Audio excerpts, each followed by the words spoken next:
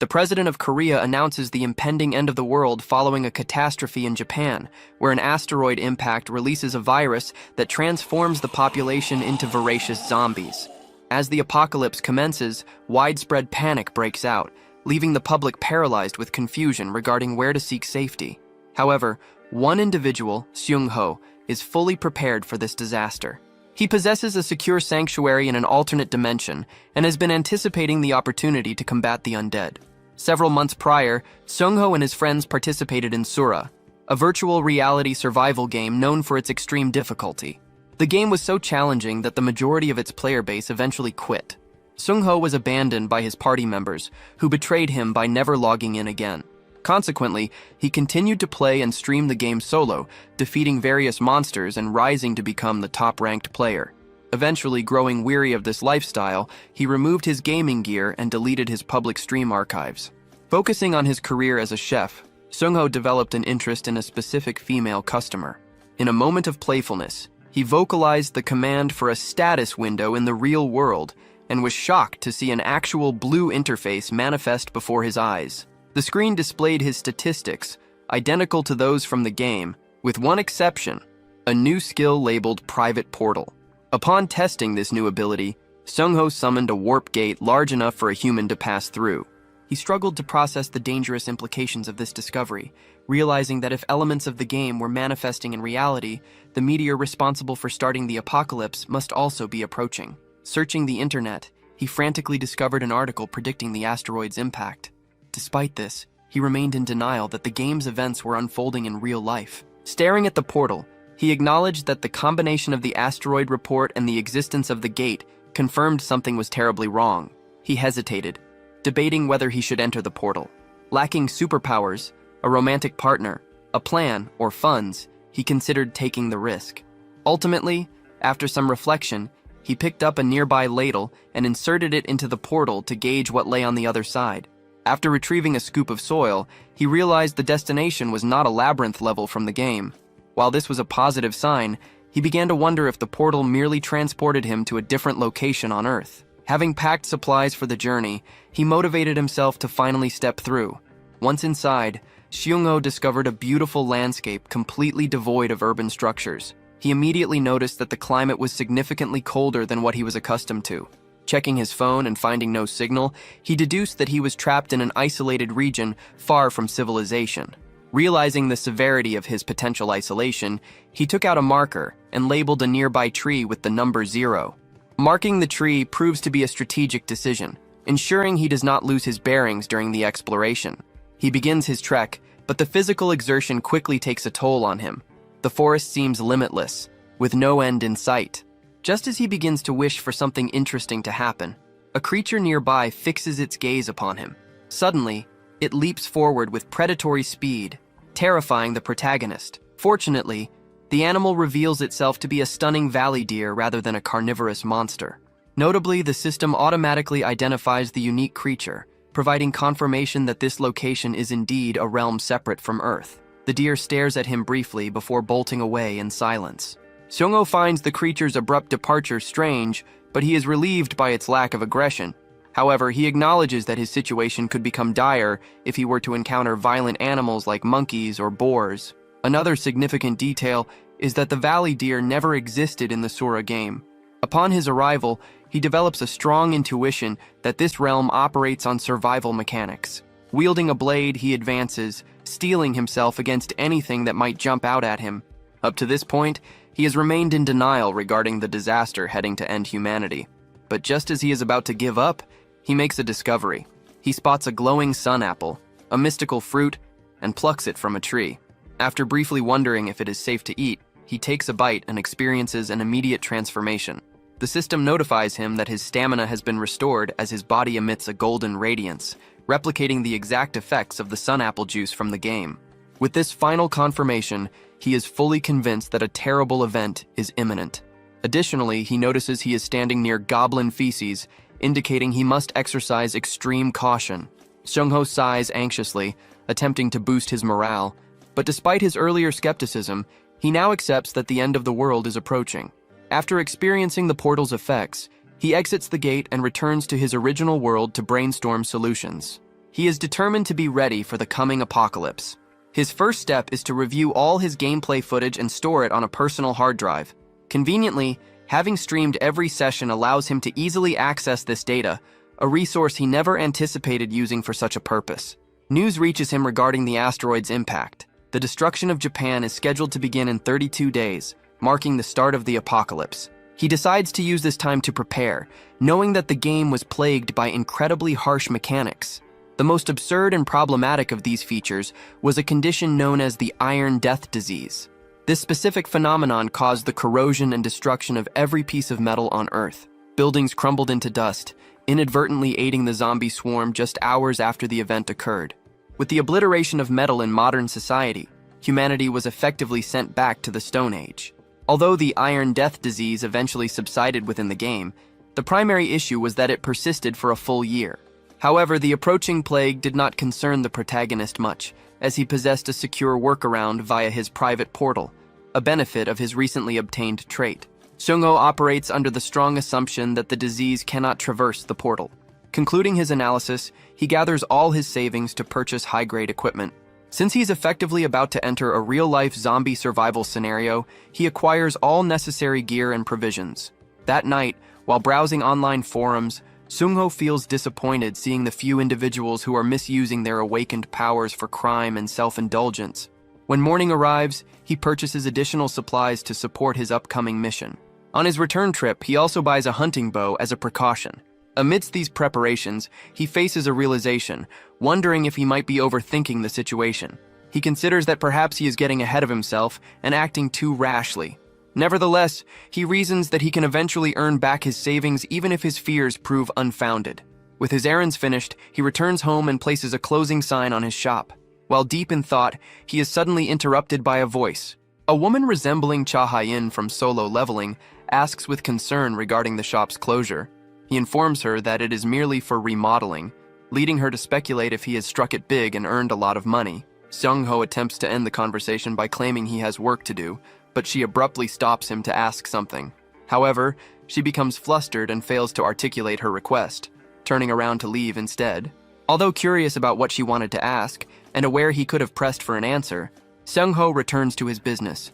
Inside, he vows to focus seriously on matters of importance, effectively choosing to ignore distractions to fully concentrate on his goals. He commands the portal to open while reflecting on his gaming playstyle. He could be described as a playmaker or strategist, someone who enjoys utilizing tactics to clear stages. He was not a particularly powerful fighter, relying mostly on his intellect. The reason for this is simple. In Sura, gaining stats is a complex process. Stats are not acquired merely by leveling up.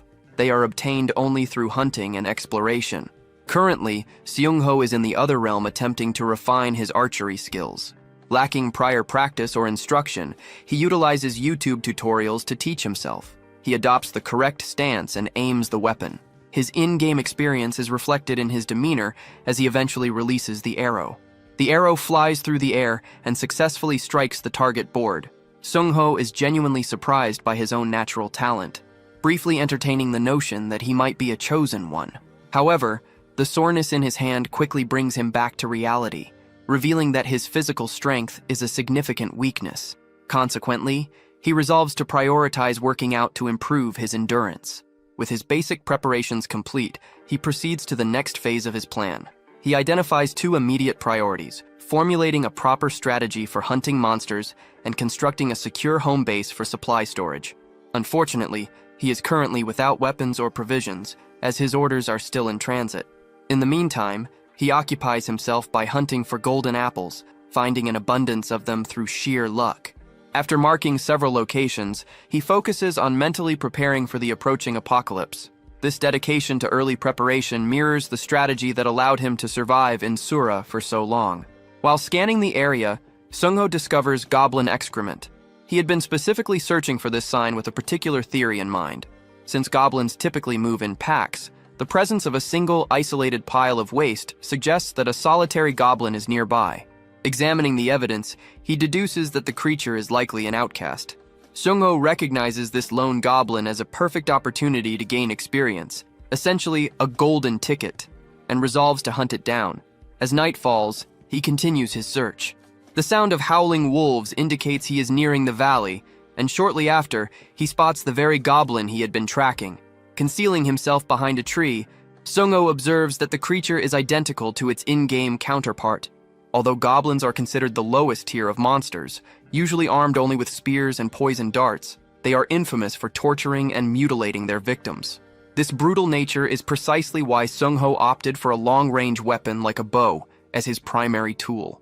Observing closely, he notes that the goblin appears old and is in poor physical condition. Seeing that it is unarmed, Sung-ho immediately readies his bow. He understands that maintaining his composure is key to securing the kill. He releases the arrow, which pierces the goblin's arm. Although he had aimed for the head, he is satisfied with the result. Attempting to capitalize on the injury, he prepares a second shot. However, the goblin reacts with surprising speed, throwing a stone with enough force to knock the bow from Sung-ho's hands. He realizes then that he is facing a mature and experienced combatant. Both adversaries prepare for close-quarters combat. Sung-ho readies his knife and attempts to slash at the goblin's flank. The experienced monster dodges the attack and delivers a hard blow to Sung-ho's kneecap. Escalating the fight, Sung-ho tackles the creature, forcing it onto its back on the ground. In this position, he holds a distinct advantage. Sung-ho drives the blade deep into the creature's chest, eliciting a scream of agony. Eventually, the light fades from its eyes. The first kill is a success, rewarding him with 2 points. He is momentarily stunned, struggling to believe that he actually managed to pull it off. Scanning the surroundings, he locates guaca powder and vegetable oil nearby. He recalls that in the game, combining these ingredients creates a healing ointment. However, his immediate priority is to dig a grave quickly. It is far too dangerous to leave the goblin corpse exposed, as the rest of the pack could discover it and track him down. Furthermore, abandoning the body is ill-advised because it could transform into a monster known as a bone creeper. Sung-ho then notices a pair of red trouts nearby. His heart begins to race as he realizes he is in grave danger. The moment he shifts his gaze, he spots a terrifying owl-like monster looming over him.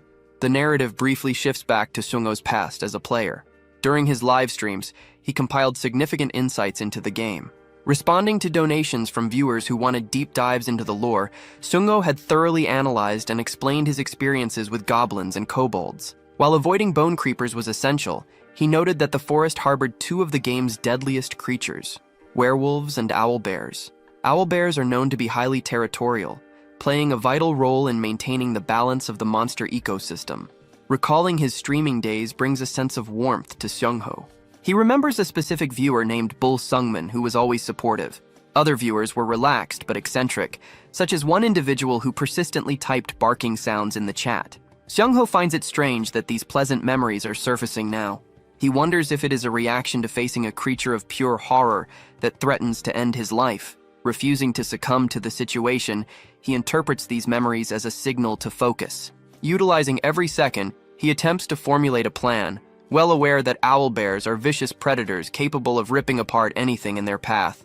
The creature's lack of immediate movement suggests it might not be particularly hungry at the moment. However, the most concerning factor is that they have trespassed into the territory of the red trout. Weighing all these variables, Sung-ho concludes there is likely only one method to escape this nightmare. Pivoting to run, he reminds himself that mentally, he is still the expert player known as Kimbap Joa, even if his physical form is limited to the weaker physique of Kang Sung-ho.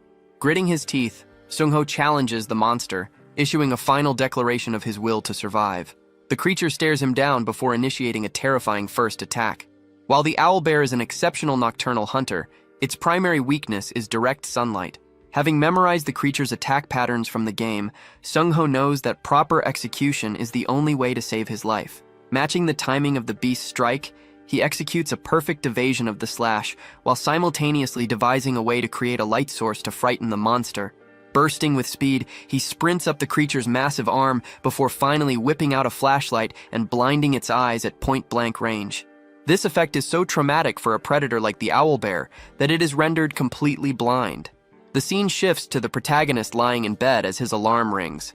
He knows he must get up, even though his body is incredibly sore from the previous night's events. Sung-ho had passed out immediately after returning home, with his last memory being his desperate flight after blinding the monster. As luck would have it, he had encountered the owlbear immediately after dealing with the goblin. Not wanting to deal with any more trouble, he attempts to rise to get something to eat. However, he falls to the floor with a thud, realizing that his legs are completely incapacitated from the excessive cardio. Fortunately, he still possesses the golden apples from the other realm. Seung-ho grabs one and takes a bite, instantly rejuvenating his stamina through its magical effects. Finally feeling more alive than ever, he decides to go out and properly satisfy his hunger. After cleaning himself up, he runs into Mi-kyung again. She had come to a different restaurant to eat and coincidentally encountered him. Although Seung-ho was not looking for company, she sits with him because she prefers having a meal partner. She hurriedly asks him if he has tried opening the status window. Her enthusiastic attitude makes Seung-ho realize that this was the topic she wanted to discuss previously, but had hesitated to mention. Mi-kyung shows him a news report to assure him that the phenomenon is real, noting that some awakened players are already using their powers to steal money from others. Seung-ho is slightly startled by her confidence in asking such a direct question. He responds by lying, telling her that nothing appeared for him. Seung-ho feels that keeping others in the dark about his status is the right move. His trait is strategic rather than combat-focused, meaning it is something he should utilize for his own advantage rather than sharing with others. At this moment, not even his personal safety is guaranteed. He reasons that if he reveals his hand to her, likening the situation to the danger of the lady in the red dress, things could end badly for him. It is a calculated, strategic play. However, he remains intrigued as to why Mi-kyung is showing such intense interest in the subject of awakening. Then, she surprises him. She hesitates before admitting that she had lied about something. Seung-ho assumes she has good intentions and reassures her that she is under no obligation to explain herself. He offers her words of encouragement, suggesting that there is still time before heading home shortly after their conversation concludes. Finally, his delivery packages arrive. The supplies he ordered have been delivered, alleviating his concerns about resources. He moves the bulk of the items to the rooftop, storing only the essential goods on the second floor. While preparing, he selects various items required for the day's objective, including gas masks, suits, and other necessary equipment. For this mission, he intends to secure a suitable location to serve as a hideout. Establishing a home base is crucial, which explains why he has equipped himself with an axe. Stepping through the portal, Seung-ho pursues his first lead. While previously searching for the elderly goblin, he had accidentally stumbled upon a cave. Remembering its coordinates, he travels to that exact spot and locates it. It appears to be a convenient hiding spot, perfectly suited for his plans. However, he first needs to verify which types of monsters inhabit the area. Scanning the surroundings, Seung-ho identifies the tiny footprints of kobolds. This discovery is cause for celebration, as these creatures pose very little threat. Since he arrived with a pre-formulated strategy against low-level monsters, he has no reason to worry. Kobolds are nocturnal creatures, meaning they are currently asleep. Consequently, his plan is to suffocate them while they remain inside the cave. First, he gathers firewood by cutting branches and piles the collection at the entrance. Next, he prepares to douse the wood with gasoline. Seung-ho anticipates clearing the mission without difficulty, believing all that remains is to light the fire. However, he is shocked to hear noises from within. The creatures awake from their slumber and immediately lock eyes with him, viewing him as their next meal. Seung-ho offers them a gentle greeting before swinging his axe and lunging into action. With a single, simple swing, he slashes both monsters across their necks, killing them instantly. Their drowsiness contributes to their quick defeat. Thanks to these consecutive kills, the system rewards him with a level increase and 4 points. Next, Seung-ho tosses the lighter onto the firewood. Shortly after, smoke fumes begin to drift into the cave. In the Sura game, low-level monsters possessed a glaring weakness, a vulnerability to unfamiliar phenomena such as this smoke. He waits outside wearing a gas mask. Although he could have attempted to burn them directly, this method is more effective regarding the subsequent cleanup process. The slumbering kobolds wake up in a panic and rush outside to save themselves. Seung-ho intentionally chose this strategy to weaken their bodies and create confusion during their escape. His objective is to ambush them the moment they step outside, taking advantage of their weakened state to kill them all at once. Although he anticipated at least 5 enemies to emerge, Seung-ho is surprised to see only 4. This deviates from their standard pack size, which typically consists of 7 members. Targeting one of the kobolds, he instantly kills it, noting that only 3 now remain. The survivors rush toward him, attempting to launch a counterattack with their limited capabilities. However, he is fully prepared with his axe. Swinging the weapon with the force of a battering ram, he strikes them down. When another kobold attempts to attack, Seung-ho blinds it at point-blank range using a potent defensive spray. Before the creature can recover or react, he assists in severing its head. With only one opponent left, the protagonist stares down the leader, who trembles in fear. Establishing himself as the predator, he declares their end, promising to make good use of the hideout they are leaving behind. The slaughter finally concludes, leaving Seung-ho collapsed on the ground in fatigue. Despite the ease of the battle, his lack of stamina proves to be a significant drawback. He observes that the system statistics are identical to those in the game, including the debuff section regarding his exhausted state. The mechanic where status points do not automatically increase upon leveling up also remains consistent. Nevertheless, the level up is beneficial as it will eventually unlock access to the shop. Currently, his greatest advantage is possessing a private space. However, despite his desire for a clean environment, he is disappointed by the filth left behind by the kobolds. With the hideout secured, the cleaning operations commence. He is forced to clear out such a significant amount of waste that the task quickly becomes exhausting. The cleanup process feels particularly burdensome, especially immediately following a physical fight. Seung-ho curses the creatures for their unhygienic living conditions. Despite the mess, he is relieved to no longer worry about housing, now that he has a new home base. He utilizes the portal to return to his original world whenever he needs to dispose of the trash. While this method is a benefit, the cleaning process still consumes a vast amount of time. He is most surprised to discover how seamlessly items function between dimensions. He utilizes a pipe from one side and activates it on the other, astonishing himself with its effectiveness. After hours of effort, the cave finally glitters with cleanliness. His next tasks involve removing bloodstains and pouring concrete to facilitate storage. He considers the complexities of using mortar and sandwich panels for the construction. One positive aspect of the cave is its abundance of luminous and ignition stones. Although these are considered beginner-tier items in the game, the sheer quantity available is a significant advantage. Seung-ho decides he has a valid reason to properly mine the location once construction is complete. The following day, he feels physically drained. He has been working so hard daily that his body aches all over. Inspecting his arm, he is surprised to see the cuts he has endured. The items he collected from the other realm are resting on a nearby table, leading him to consider making an ointment. The method is straightforward. He mixes guaca powder and vegetable oil in equal ratios and stirs them together. The result is a low-level ointment suitable for basic healing. Thanks to his background as a chef, he finds the crafting process easy. Applying the ointment to his arm feels like a tangible step forward. However, Seung-ho is troubled by the realization that he may need to repeat this production process frequently in the future. He considers the idea of raising his stats by focusing on fundamental training, but he worries that the intense risk involved might kill him before the apocalypse even arrives. Although he acknowledges the dark humor in such a possibility, Seung-ho refuses to take that chance and instead considers utilizing a more convenient weapon, such as a gun. Suddenly, a realization strikes him. There is definitely something he could use. He recalls the game's background lore, which exists separately from the main storyline. The critical question remains whether this lore will apply to the impending real-world apocalypse. Organizing his thoughts, he hopes for these backstory events to manifest, as they would benefit him in unimaginable ways. With a new plan established, he heads to the rooftop to retrieve the construction materials he ordered. Opening the portal gate, he begins tossing the bags through to the other dimension one by one. After completing this, he gathers additional items and descends to the first floor. He is about to move a pile of packages when the same girl appears again. Seung-ho begins to wonder if she is becoming too comfortable with him. He addresses her directly, causing her some embarrassment.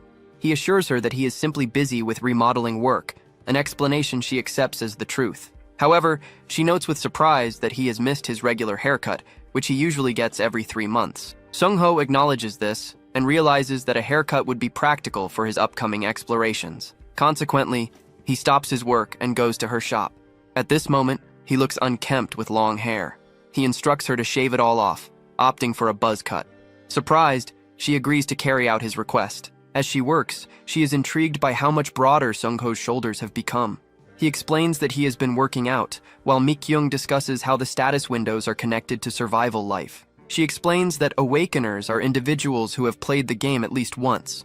Throughout the conversation, Seung-ho feigns ignorance and nods in agreement, though he curiously asks about her source of information. Suddenly, a tattooed man enters the shop, announcing that he is there for new intelligence. Ironically, This man happens to be someone Seung-ho fought in the past, though their conflict was merely a singing competition. Seung-ho is annoyed to discover that this individual is her source of information. The blonde-haired man complains to her that a specific person deleted their streams and is hoarding information for themselves. The situation becomes awkward when he announces his intention to uncover that player's real-world location. Seung-ho pretends to be curious about who this mysterious person might be. In-han explicitly drops the name Kimbap Joa, which was Seung-ho's username. This significantly complicates matters, as Seung-ho now realizes that people are genuinely hunting him down. In-han pressures the young woman to be bold and join their team. Seung-ho finds the entire situation ridiculous, reflecting that the only reason he deleted the videos was simply because he was disappointed with the game. Seung-ho never had time to consider personal benefits. In contrast, the intruder is an arrogant pretender who boasts loudly. He even curses at Seung-ho for abandoning the community without publicly sharing his stream data, completely unaware that the very person he is hunting is sitting directly across from him. Seung-ho questions if this hostile reaction reflects the sentiment of the entire community. This leads him to wonder if he should alter his course and start sharing information. Seung-ho stands up to personally confront the man, In-han, scolding him for ruining his haircut midway through the session. In-han attempts to act tough, but Seung-ho glares at the shorter man with murderous intensity, ordering him to leave immediately unless he wishes to face further humiliation. Intimidated, the nuisance exits the shop as the stylist bids him farewell, visibly relieved. Noticing her distress, Seung-ho asks for her phone number, solely because he perceives the man as a genuine fool who might pose a risk to her safety. Back at home, Seung-ho looks sharp with his new haircut. He focuses on searching for his username on the forums. The results are alarming. The boards are inundated with profanity and insults directed at him. While scrolling through the endless hate, he eventually locates In-han's username. The man used a pseudonym despite the site's verification options. His entire profile is filled with negative commentary regarding Seung-ho, embodying the spirit of a dedicated internet troll. Seung-ho shuts down his computer, deciding it is the only appropriate response. He is not mentally shaken, merely disappointed. However, a strange sense of calm washes over him as he commands the portal to open. He spends the next 2 days refining his hideout, focusing on mining and construction. He utilizes a pickaxe and spreads mortar mixed with water, smoothing it evenly each day. Once the work is complete, he steps outside to wait for the mortar to cure, gazing up at the lonely moon. Suddenly, he realizes he must respond to the injustice and cruelty he has witnessed. He is not a hero seeking a grand purpose. His ultimate goal is simply to survive and emerge victorious. Having made his resolution, he turns around and is immediately startled. A bone creeper is clanking toward him. Since Seung-ho is already agitated, he views the creature as a perfect target to vent his frustration. A loud explosion follows, engulfing everything in flames. When Seung-ho wakes up, he is covered in scratches, initially unsure of what just occurred. Then, the image of the bone creeper returns to his memory. He is baffled by how he managed to survive an explosion at such close range. However, the answer becomes clear. The moment he spotted the bone creeper, he anticipated it was about to detonate and immediately sprinted for safety. However, the detonation still catches up to him, the force of the blast knocking him unconscious, though failing to kill him. Nevertheless, his evasion attempt comes at a cost. Seung-ho's right side is riddled with puncture wounds. Gathering what little strength remains, he summons the status window for assistance. The system indicates that his stats have decreased due to his current physical condition. However, because the creature was destroyed in the blast, he is awarded points for its defeat. A ringing headache begins to overwhelm Seung-ho's senses. Using his final ounce of energy, he commands the portal to open. Upon arriving in the next scene, his immediate priority is treating his wounds. This process involves extracting the bone fragments embedded in his flesh, an excruciatingly painful task. Fortunately, the ointment proves effective, helping to staunch the bleeding. After applying further bandages and checking his condition, Seung-ho succumbs to unconsciousness, having reached his physical limit for the day. Dawn breaks the following morning, and he wakes up, feeling as though he is on the verge of death. Anxious about his recovery, he immediately opens the status window to check his health. The system indicates that he is in stable condition, which brings him relief. Rising, he ponders how the bone creeper managed to locate him in the first place. He acknowledges that the forest is vast, making it not unlikely for creatures to suddenly emerge from hiding. This realization alarms him, motivating him to focus on honing his perception stat to boost his detection abilities. In the game, the primary way to increase such stats is by using stat points acquired through hunting or exploration experience. Another method is to utilize equipment or weapons that provide statistical buffs to the user. The problem, however, is that Sura is an incredibly difficult game. Even obtaining simple stat-boosting items requires facing dangerous monsters significantly higher than one's own level, meaning he would have to battle hellish beasts just to secure a weapon. Additionally, skills can be unlocked after defeating monsters. High-level monsters specifically drop them based on certain conditions, though not every skill is suitable for every player. Consequently, Seung-ho contemplates a reliable method to acquire these stat-boosting items. He decides to review footage of the game's background lore. These background stories take place chronologically before the asteroid strikes Earth. This implies that visiting specific locations might yield special items before the actual apocalypse begins. While this is currently just a theory, Seung-ho knows he must eventually fight stronger monsters regardless. He spends the next few hours researching past data and identifies 3 critical locations where these background stories occurred. He identifies 3 potential events from the lore: the Russian ship, the Hobgoblin, and one other scenario. Specifically, the Jiri Mountain Orc incident is the most immediate of the group. According to the game footage, the orc was discovered on the 26th, so Seung-ho determines he must depart on the 25th to locate it early. With his next mission established, Seung-ho grabs his phone and notices that Mikyung is calling him at a late hour. The scene shifts to a cafe where the two meet. She inquires about his condition, asking why he has chosen to wear a long-sleeved shirt despite the summer heat.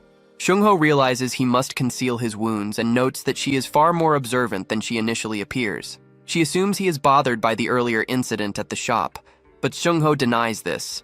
Relieved, she expresses how frightened she had felt during that encounter. Seung-ho reminds her of an incident from the previous winter where the same man caused trouble using an illegally modified tow truck and subsequently fought weaker individuals.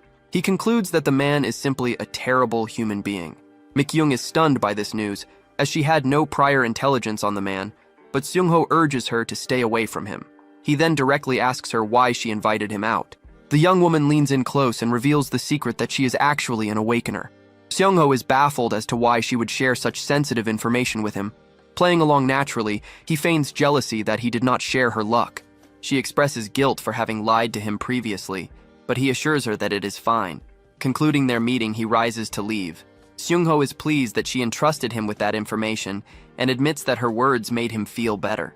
Before departing, he leaves a subtle clue by stating his interest in survival life, declaring his full intention to study the game. Upon returning home, Seung-ho admits that he feels genuinely happy to find people of good character like her. He browses the stores and ends up purchasing high-quality drones and a rental car for navigation.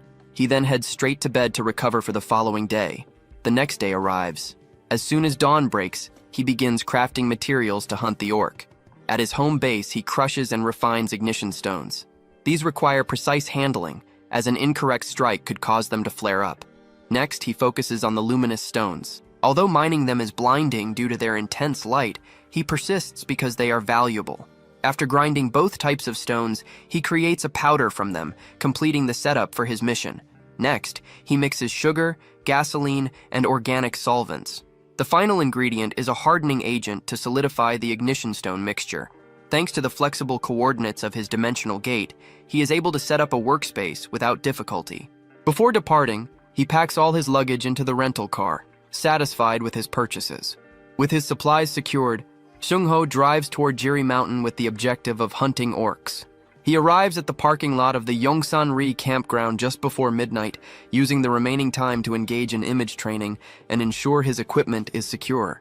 When the clock strikes 12 a.m., he initiates a full-scale search. 2 hours later, the rain intensifies, creating a mist that severely hampers visibility. Having already scouted the campground without success, he begins to wonder exactly where the orcs emerge from the earth. He speculates that the precursor phenomenon from the game might not manifest in reality, but his thoughts are abruptly cut off by a deafening roar. Panicking, he looks behind him toward the source of the sound and sees a dark, shadowy figure approaching. Seung-ho realizes this is an orc, but not a standard one. It is a red orc subspecies which guarantees a skill drop upon defeat. He attempts to compose himself while igniting a firecracker. He reasons that if everything proceeds according to his plan, he can definitely take the creature down. His strategy for dealing with the orc is straightforward. The first step involves exploiting the orc's aggression to draw its aggro. He waits for the moment the orc becomes distracted by the firecracker's flare and attacks it with its axe. This is the window of opportunity. Aiming at the creature, he instantly opens the portal, retrieves a flashbang, and detonates it. The intense burst of light blinds the orc, and it will take approximately 20 seconds for its vision to return, creating a critical race against time. Seung-ho then attacks the orc's muscles, which are vulnerable due to the status effect, aiming to drastically reduce its mobility. The orc screams in rage and swings its axe at the hero, attempting to crush him. However, Seung-ho swiftly ducks just as the axe is about to strike, successfully dodging the attack. He then takes his knife and stabs the orc's foot. The moment the blade pierces the foot, the creature yells in pain and drops to its knees. Now that the orc's eye level is aligned with his own, he shoves the prepared flame canister into its mouth. As soon as the can enters the creature's mouth, it explodes. Seung-ho immediately begins to celebrate his victory, but suddenly, the orc lands a punch that sends him flying backward. He scrambles to his feet, acknowledging that he should not have lowered his guard so soon. He watches as the orc advances, its upper body engulfed in flames, though it appears unlikely to survive much longer. Seung-ho is convinced he is about to be minced by the orc and meet his end. Just then, the system notifies him that his level has risen to level 3, awarding him 10 additional points and a new skill called Will to Survive. He stands up, muttering that he is unable to handle this level of intensity and wonders where the drop item is. Suddenly, a light shines on his wrist. He examines it and discovers the drop item is a perception watch. He sighs in relief, grateful that he does not have to search for the item in the heavy rain. He approaches the dead orc, his mind racing regarding what to do with the corpse. He recalls that the Jiri mountain orc incident was under a strict embargo in the original timeline. He then questions whether releasing this information is the right thing to do, realizing that the situation could deteriorate if handled poorly. Reflecting on what Mi-kyung had told him earlier, Seung-ho considers the definition of awakeners as those who have played the game at least once. This realization leads to a significant conclusion. There must be thousands of awakened individuals in existence. Even if only a small minority resemble men like Oh In-han, they possess the potential to dismantle the legal system for personal gain, causing widespread chaos. Currently, his most pressing issue is the dead orc. He knows he cannot leave the corpse unattended, otherwise it will mutate into a bone creeper and begin harming people by the following day. A disturbing thought suddenly strikes him. He had not considered the possibility of becoming a zombie himself. Even as an awakener, he remains vulnerable to infection by spores, which could potentially turn him into one of the undead. Paralyzed by indecision, he struggles to determine the right course of action. He opens the portal while contemplating the few likely survivors, deciding that the creature deserves a proper disposal. Seung-ho begins digging a pit to bury the orc he just killed. However, fatigue sets in quickly, and he questions how he will manage to drag the heavy carcass into the grave. Fortunately, his newly acquired skill, Will to Survive, activates. Triggered by his exhaustion, the skill compels him to complete the task immediately. Driven by this power, he works with maximum speed, having no alternative but to finish the job. He tosses the orc into the grave, feeling grateful for the skill's assistance. Subsequently, he opens the portal and transports himself back into his moving car. The physical toll requires some recovery time before he can resume his normal activities. The next day, he wakes up questioning the reality of the weather outside. Reviewing his plans, he notes that he should have already established a defensive line. He checks his phone, wondering if all traces of the red orc have truly vanished. Deciding that it is not the right time to start new tasks today, he chooses instead to inspect the items delivered early that morning. Inside the box, he finds the necessary weapons, though he notes he can only utilize one item as a makeshift Indian war club. However, he notices that several items from the shipment are missing. He reads an included note explaining that certain items he ordered were deemed illegal and consequently failed to pass through customs. While occupied with inspecting the weapons, he hears another delivery van. He calls out loudly, instructing the driver to leave the package at the front door. A knock follows, confusing him as to why the delivery person ignored his instruction. He attempts to repeat the command before opening the gate. To his surprise, it is not a delivery person, but Mi-kyung. She stands there explaining that, since they haven't met in a while, she wanted to discuss something with him. Holding a bag of food, She asks if he would like to share some rabaki with her. With only 24 days remaining until the apocalypse, Seung-ho finds it hard to believe that Mi-kyung is actually visiting his home. He becomes visibly nervous and cannot stop blushing. Once she serves the meal, she urges him to eat before it gets cold, and he complies with her suggestion. Once they finish eating, he asks her what she wanted to discuss. She gets straight to the point, recalling his earlier mention of investigating Sura, and offers to discuss some important information regarding the game. This topic is not what the protagonist had expected. He had briefly entertained the thought that she might have come with romantic intentions. However, he reassures himself that discussing the impending apocalypse is the best option at the moment, recognizing the necessity of having reliable company during difficult times. She quickly begins to take out the trash while he prepares by setting up his computer. He decides to reveal to her that he has awakened, reasoning that it would be better for her to hear it from him rather than finding out through other means. He begins by explaining the Iron Death Plague in detail, noting that roaming with a group larger than 6 makes them an easy target for zombies. He emphasizes that the perception stat is crucial for survival, making it the most important skill, as the ultimate goal of the game is simply to stay alive. Just as he is about to explain further, she interrupts him. She brings up the comments made by Owen Hawk regarding the backlash directed at the player Kimba Plover, questioning why he is not sharing information. Seung-ho does not have a ready answer and asks her to guess the reason. She speculates that everyone has a motive and that specific circumstances likely justify the silence. He then informs her that he rejected the man's offer to join his group, prompting her to wonder why he would make that decision. To explain, he takes out his phone and plays a recording of the group discussing a plan to kidnap a girl simply because she was playing hard to get. Hearing the conversation again angers him. He turns to Mi-kyung, warning her that when the apocalypse arrives, people's true colors will inevitably be revealed. He advises her not to trust anyone, but she startles him by suggesting that they should form a party together. He clenches his fist, unable to give an immediate answer. A conflict exists because one of his goals is to reach level 10 and unlock the shop before the tutorial begins. In survival life, the rank of respawning monsters scales according to the player's level. Consequently, if she were to accompany him, she would likely suffer a horrific death. He laughs nervously, asking what she would do if he were to turn into a zombie. She assures him she would be fine and uses her trait to teleport onto his dining table. She demonstrates her ability, Blink, boasting that she would only need to dodge if he ever attempted to bite her. He is surprised by her skill but warns her not to reveal it to just anyone. She replies that she trusts him and brightly suggests that they would make a great team, provided they do not turn into zombies. Sometime later, he stands near the trees, reflecting on how easy it was to construct fences. The process involved hammering support posts into the ground to set them up, followed by wrapping and securing barbed wire around them. Following that, he installs infrared sensors in several locations, completing the task. Surveying his handiwork, he praises himself, convinced that this effort surely warrants at least a single point in dexterity.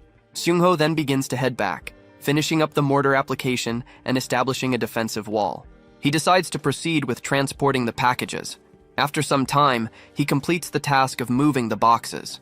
As he assesses his next move, a sudden chill overcomes him, causing him to sneeze. He realizes that the environment in the other dimension will be cold and that he will eventually need to take shelter there, prompting him to devise necessary countermeasures. The protagonist examines the cave entrance and determines that a simple curtain will be insufficient, resolving to construct a proper gate instead. With each step he takes, his mental checklist of obligations continues to expand. Later, he visits a woodworking shop to arrange for production and purchase various items. On his return journey, he scouts the locations he intends to loot during the 5-hour window before the Iron Death Plague spreads. While compiling his list, he is intercepted by Xiong Zhenxiong, an acquaintance he has not seen in a long time. This man is a gym director, a divorcee, and the father of a young daughter.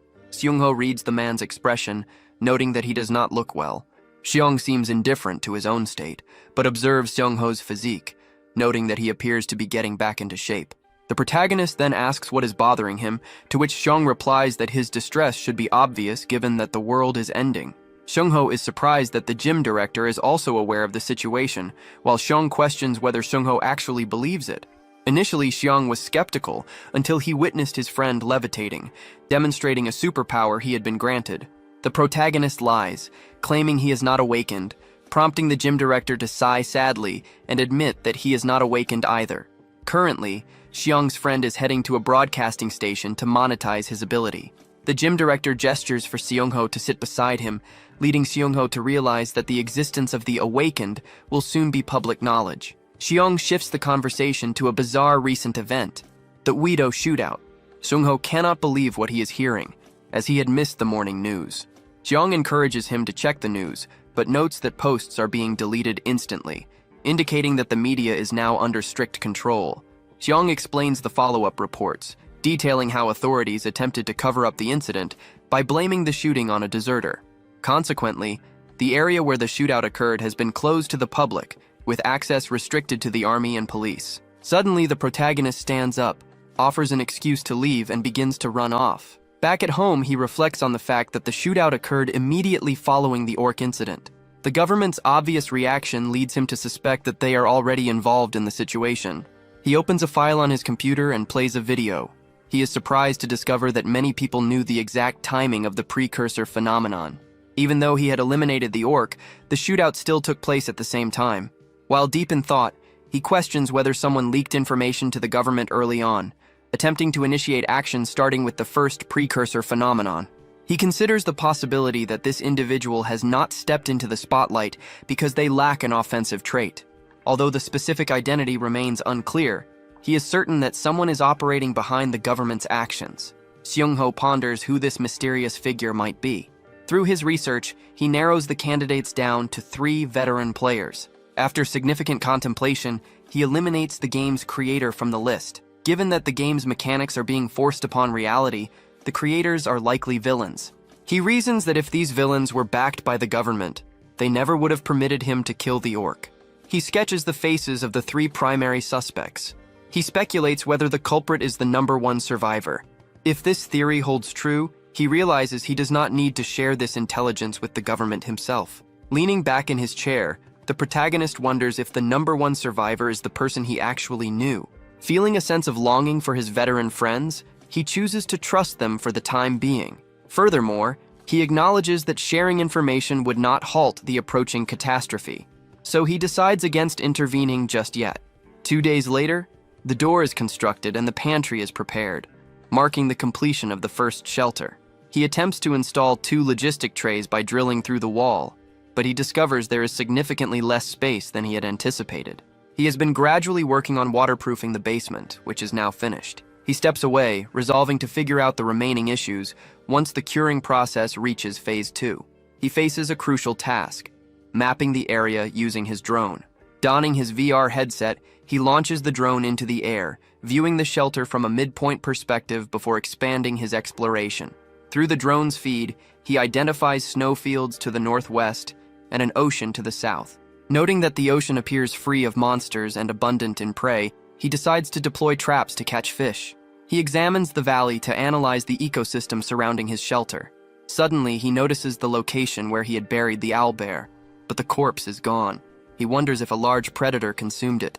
However, he refrains from forming an immediate conclusion because the area is covered in numerous tracks, predominantly those of orcs, which makes the situation even more suspicious. He calculates the distance between the valley and the shelter to be approximately 1.5 kilometers, realizing that his base is in a more dangerous position than he initially assumed. Aware that goblins are in the vicinity and unwilling to risk losing the drone, he recalls the device to the shelter. He manages to sketch a detailed map and identifies the types of animals inhabiting the forest. His next objective is to physically inspect these areas himself. He intends to start by visiting the nearest swamp to determine if farming is viable. Suddenly, the infrared alarm triggers. He steps outside, knowing goblins are present, as evidenced by their footprints on the ground. Since the protagonist was already anticipating this, the situation presents a perfect opportunity. He wonders if his heightened awareness is a result of his recently increased perception stat, noting that even the faintest sounds have become incredibly clear to him. After some time, he manages to spot a group of goblins while remaining undetected. This position provides him with the perfect angle for an ambush. He draws his spear and arrow, launching an attack directly at a goblin's head. The target falls dead, but the remaining goblins instantly spot him and charge forward to retaliate. However, he eliminates them swiftly, making the kills appear effortless. Having killed 4 of them, he turns his attention to the remaining 4. Although he becomes surrounded, He retrieves an item from his pocket that instantly causes the goblins to collapse to their knees. Taking advantage of their incapacitated state, the protagonist uses his knife to decapitate them. He realizes he successfully exploited the goblins' exhaustion to win the battle, a strategy he can hardly believe actually worked. The countdown to the apocalypse now stands at 21 days. As he digs into the ground, fatigue sets in, but his trait suddenly triggers, restoring his body to peak efficiency. He acknowledges that this skill is not entirely useless after all. Shortly thereafter, he finishes burying the goblin corpses. He then turns his attention to the loot he has gathered. First, he collects the guaca fruit, which is highly effective for restoring strength. The loot also contains a significant amount of vegetable oil, leading him to suspect that a harvest site must be nearby. Upon inspecting the pouch of the goblin leader, he is surprised to discover a living toad inside. The creature is blue, causing him to wonder why they would carry a live specimen rather than a dead one. Suddenly, the toad begins to emit a scent, and he realizes this is the source of the paralysis poison used by the goblins. He instantly decides that he must raise this toad regardless of the difficulties. Beyond finding the creature incredibly cute, he sees practical value in extracting its poison. By injecting small doses, he plans to build up a resistance to the toxin. Furthermore, utilizing the paralysis poison will significantly simplify future hunting efforts. He decides to name the toad Jodok and intends to feed it well. The system then sends a notification confirming that the toad is now recognized as his property. He wonders if this mechanic acts as a hidden gimmick implemented into reality, a thought that leads him to overthink and overanalyze the situation. Following this, he resumes exploration by opening the dimensional gate. Using the gate to travel back and forth, he finally completes the reorganization of his supplies. Immediately afterward, he begins searching the immediate surroundings and discovers a spring that his drone had previously missed. Examining the water, he confirms it is ordinary and poses no significant danger. He is surprised to find a hidden area near his shelter. Located right behind the spring, he discovers a guaca tree and vegetable oil buds. He proceeds to pick the fruits and harvests a substantial amount of the oil buds. To ensure he does not lose his way back to this location, he marks the trees along his path before heading back. Upon returning to his apartment, he feeds his new pet, Jodok. For the time being, he decides to raise the pet on the second floor of his apartment, reasoning that leaving Jodok alone in the hideout would result in the creature's death. Aside from caring for his pet, Sung-ho had numerous other tasks to complete. The most time-consuming of these was the production of the ointment, which resulted in an accidental surplus. Unsure of how to handle the excess, he determines that he cannot give it to Mi-kyung, specifically because she is also an awakener. Consequently, he decides to gift it to Young Neem. At Young's location, the man is drinking a protein shake when Sung-ho hands him the ointment, prompting him to ask what the item is. Sung-ho explains that he purchased too much of it and that it is highly effective for treating wounds. Hyung jokingly asks if Sung-ho is getting involved in multi-level marketing, a suggestion the protagonist quickly denies. Nevertheless, Hyung is grateful for both the medicine and for the information regarding Sura that Sung-ho had sent him. In return, Sung-ho thanks him for the tip regarding the shooting incident. Sung-ho observes that the gym is unusually quiet. Hyung explains that everyone left to formulate plans after the individual on the broadcast disseminated his knowledge. The group has decided to establish a base at this location. Sung-ho warns him that gathering a large number of people is a sign of danger. However, Hyung refuses to abandon his members, driven by his intense loyalty to them. When Hyung inquires about Sung-ho's plans, the protagonist simply brushes the question aside. Suddenly, they hear a scream that Hyung finds familiar. Looking down from the building, he spots Mi-kyung collapsed on the ground. Both men rush to her aid, questioning what occurred. She explains that she was attacked, but was unable to see the perpetrator. Hyung instantly rushes outside to inspect the building and the surrounding area, disregarding Seung-ho's attempt to stop him from going out at that moment. Meanwhile, Seung-ho remains with Mi-kyung.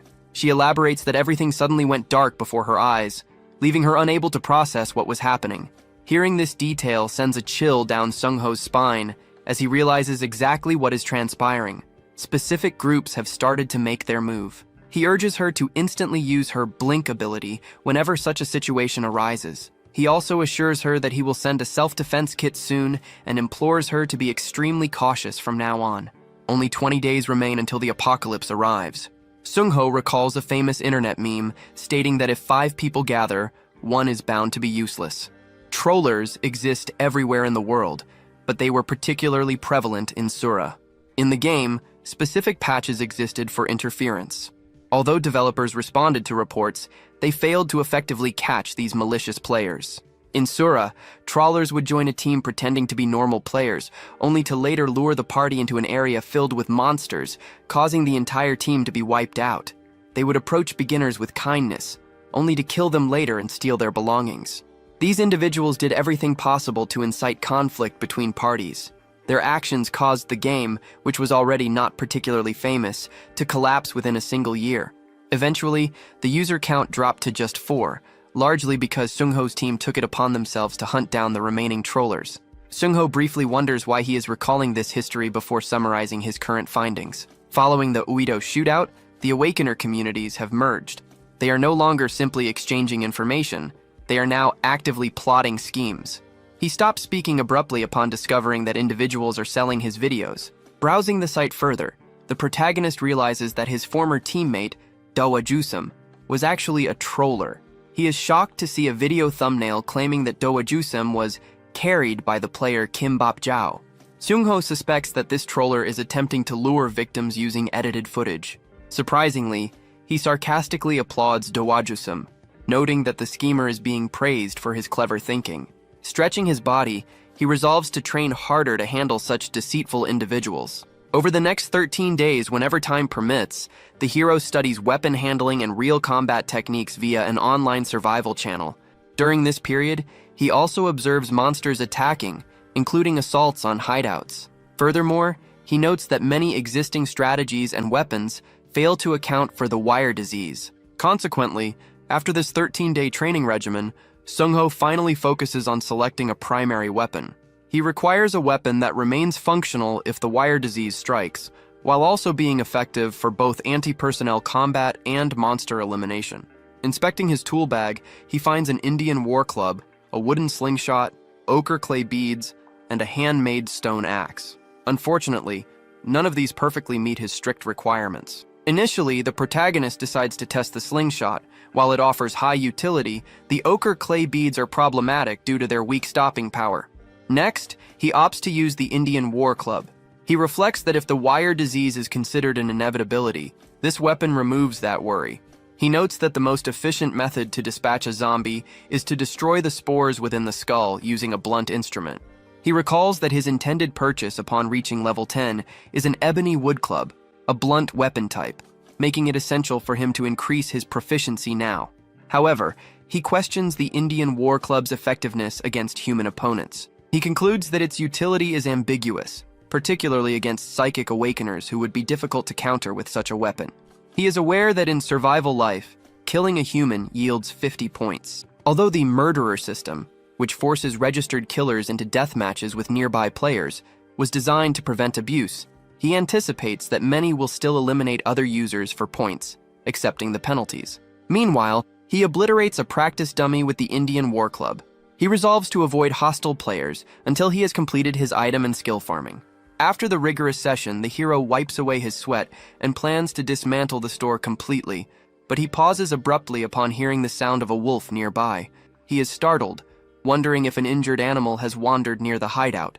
Later, Seungho discovers the wolf, which is significantly larger than average, large enough for a person to ride. The system identifies it as a gray wolf, but upon closer inspection, he realizes it is not breathing. He wonders if it was a stray or if it sought refuge near his hideout after being attacked. Seeking more information, the protagonist begins examining its injuries. Suddenly, a small wolf pup strikes him on the back. Seungho realizes that the deceased creature is the mother of this pup, which now stands defiantly between him and the corpse in an effort to protect her. He finds himself conflicted, unable to use force to separate the small wolf from its mother. Deciding to bury the deceased wolf immediately, the protagonist grabs a shovel. As he begins to dig, he reasons that if the wolf was a monster, the corpse would transform into a bone creeper, and if not, it would simply attract other predators. Eventually, the grave is fully dug. Meanwhile, the young wolf sleeps beside its mother, a sight that reminds Seungho of his own childhood and Mungchi, the dog he raised back then. He picks up the small wolf, explaining gently that its mother will be sleeping in this spot.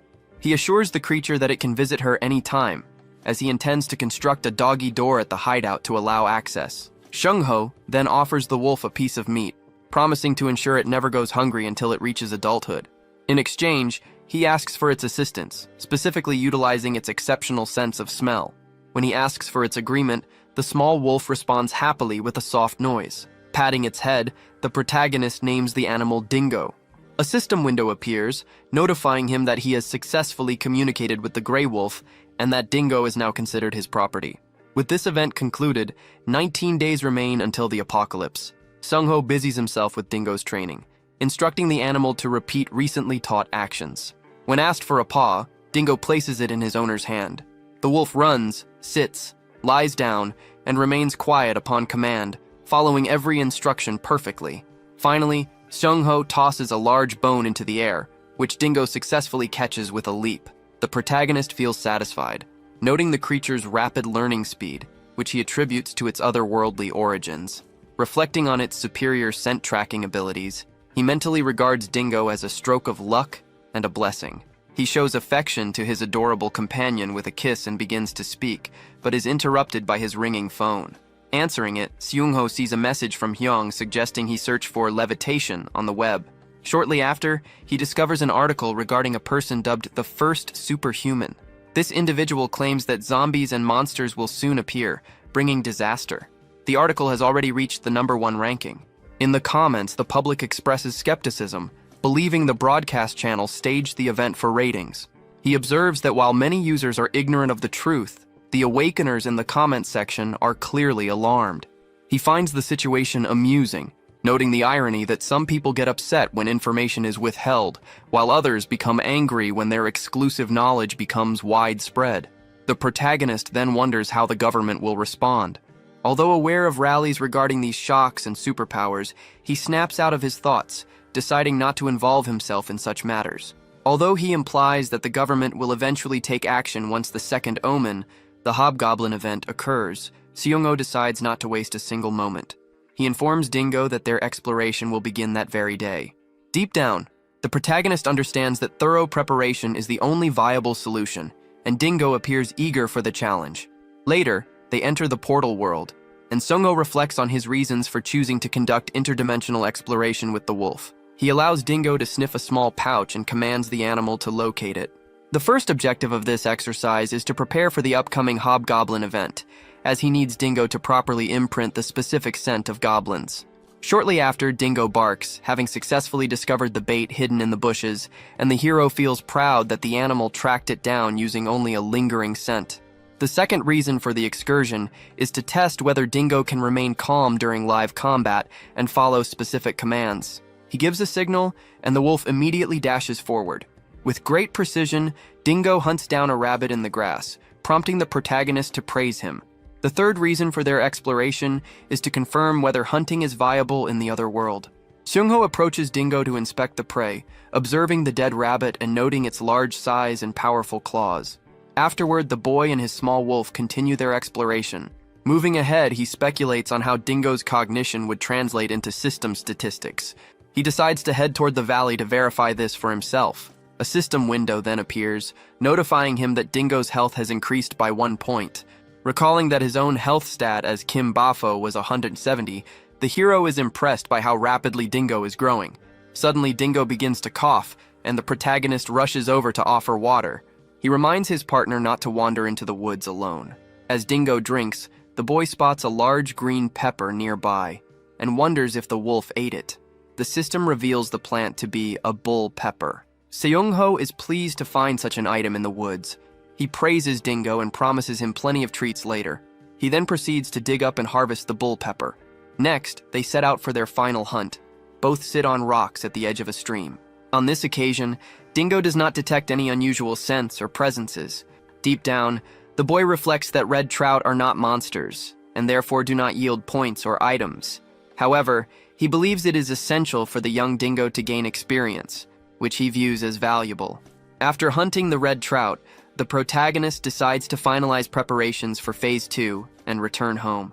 The following day, his entire restaurant is demolished. The manager of the demolition company instructs the hero to contact them within 3 days if any repair issues arise. Seung-ho sincerely thanks the manager for completing the work so early in the morning.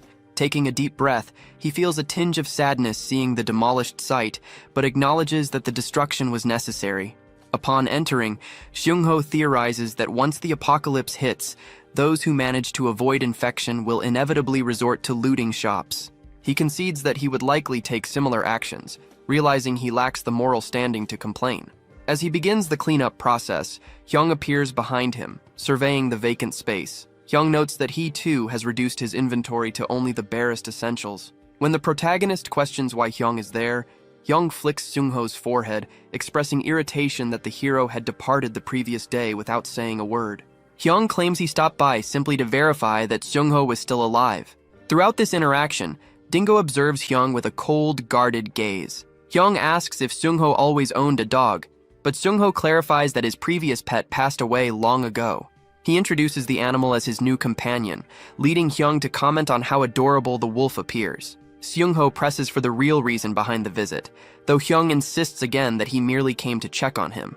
The protagonist remains skeptical, prompting Hyung to disclose a secondary motive. While admitting his concern was genuine, he reveals that he has identified the culprits responsible for the attack on Mi-kyung. At this juncture, only 17 days remain before the apocalypse begins. Seated together, Seung-ho learns that the group organized by Kim Chaeul-jun, a man distinguished by his habit of always wearing a hat, is specifically targeting Mi-kyung. Hyung further mentions that the tow truck driver, whom Seung-ho dislikes, is also affiliated with that group. Pointing toward the mountains ahead, Hyung identifies the area near the base where redevelopment had stalled, indicating that their hideout is located in that vicinity. The protagonist is curious about how Hyung uncovered this information, to which Hyung explains that the clues naturally fell into place. He elaborates that Han Jin-seon, the individual capable of levitation, recently appeared on a variety show, giving Hyung the opportunity to ask him directly. Han Jin disclosed that he had previously met Chaeul-jun's group, but found the members unpleasant. Consequently, he refused to remain with them due to personality conflicts. Following the incident with Mi-kyung, all the female members began to exit the party. When asked about their reasons for leaving, the women merely claimed they had received offers from other groups of awakeners. Hyung seeks Seung-ho's opinion, and the hero suggests that, unlike Mi-kyung, the other women were likely deceived into joining. Hyung then abruptly reveals that his own party has dwindled down to just 4 members, himself included. This revelation stuns the protagonist, who recalls that the group consisted of 20 members only days prior. Although Hyung offers no further elaboration, he acknowledges that their party is now reduced to containing only 2 awakeners. Seung-ho struggles to comprehend this information, remembering the favors they had performed for the members who ultimately decided to leave. However, Hyung remains composed, explaining to the protagonist that this is simply the nature of reality. Those individuals were merely prioritizing their own self-preservation. Furthermore, Hyung expresses concern regarding his daughter, little Ji-eun, and debates whether he should contact his ex-wife. The protagonist maintains a neutral expression, recognizing the difference in their situations, yet he wishes to verify if his own reasoning is sound. He decides to ask Hyung a question that has been weighing on his mind. The protagonist inquires how Hyung would react if the apocalypse truly arrived and people began to threaten him. Before he can complete the hypothetical scenario, Hyung cuts him off, insisting firmly that he would not hesitate to kill them. Hyung explains that while he holds a principle against harming others, a lawless disaster would leave him with no alternative. He believes that in such dire times there is no room for evil to persist. Hyung then curiously asks why Seung-ho would raise such a topic, noting that the question seems uncharacteristic of him. The protagonist avoids giving a genuine answer just as a cry for help rings out. The sound emanates from the hero's cell phone. Hyung wonders if it is the voice of a lost child, but Seung-ho immediately checks the map and requests that Hyung look after Dingo for a short time. Elsewhere, Mi-kyung finds herself surrounded by hostile individuals, having apparently transmitted a distress signal. The tow truck enforcer mockingly asks Mi-kyung why she is causing such a scene and demands that she come down. In response, Mi-kyung stands on the edge of the rooftop, shouting that she had already refused their offers, yet they continued to chase her. She demands to know their motives. The enforcer urges her to reconsider, but Kim Chaeul and Ma Jung-in step forward, insisting on handling the situation their way. They point out that since they are located in a desolate redevelopment area, no one will come to rescue her.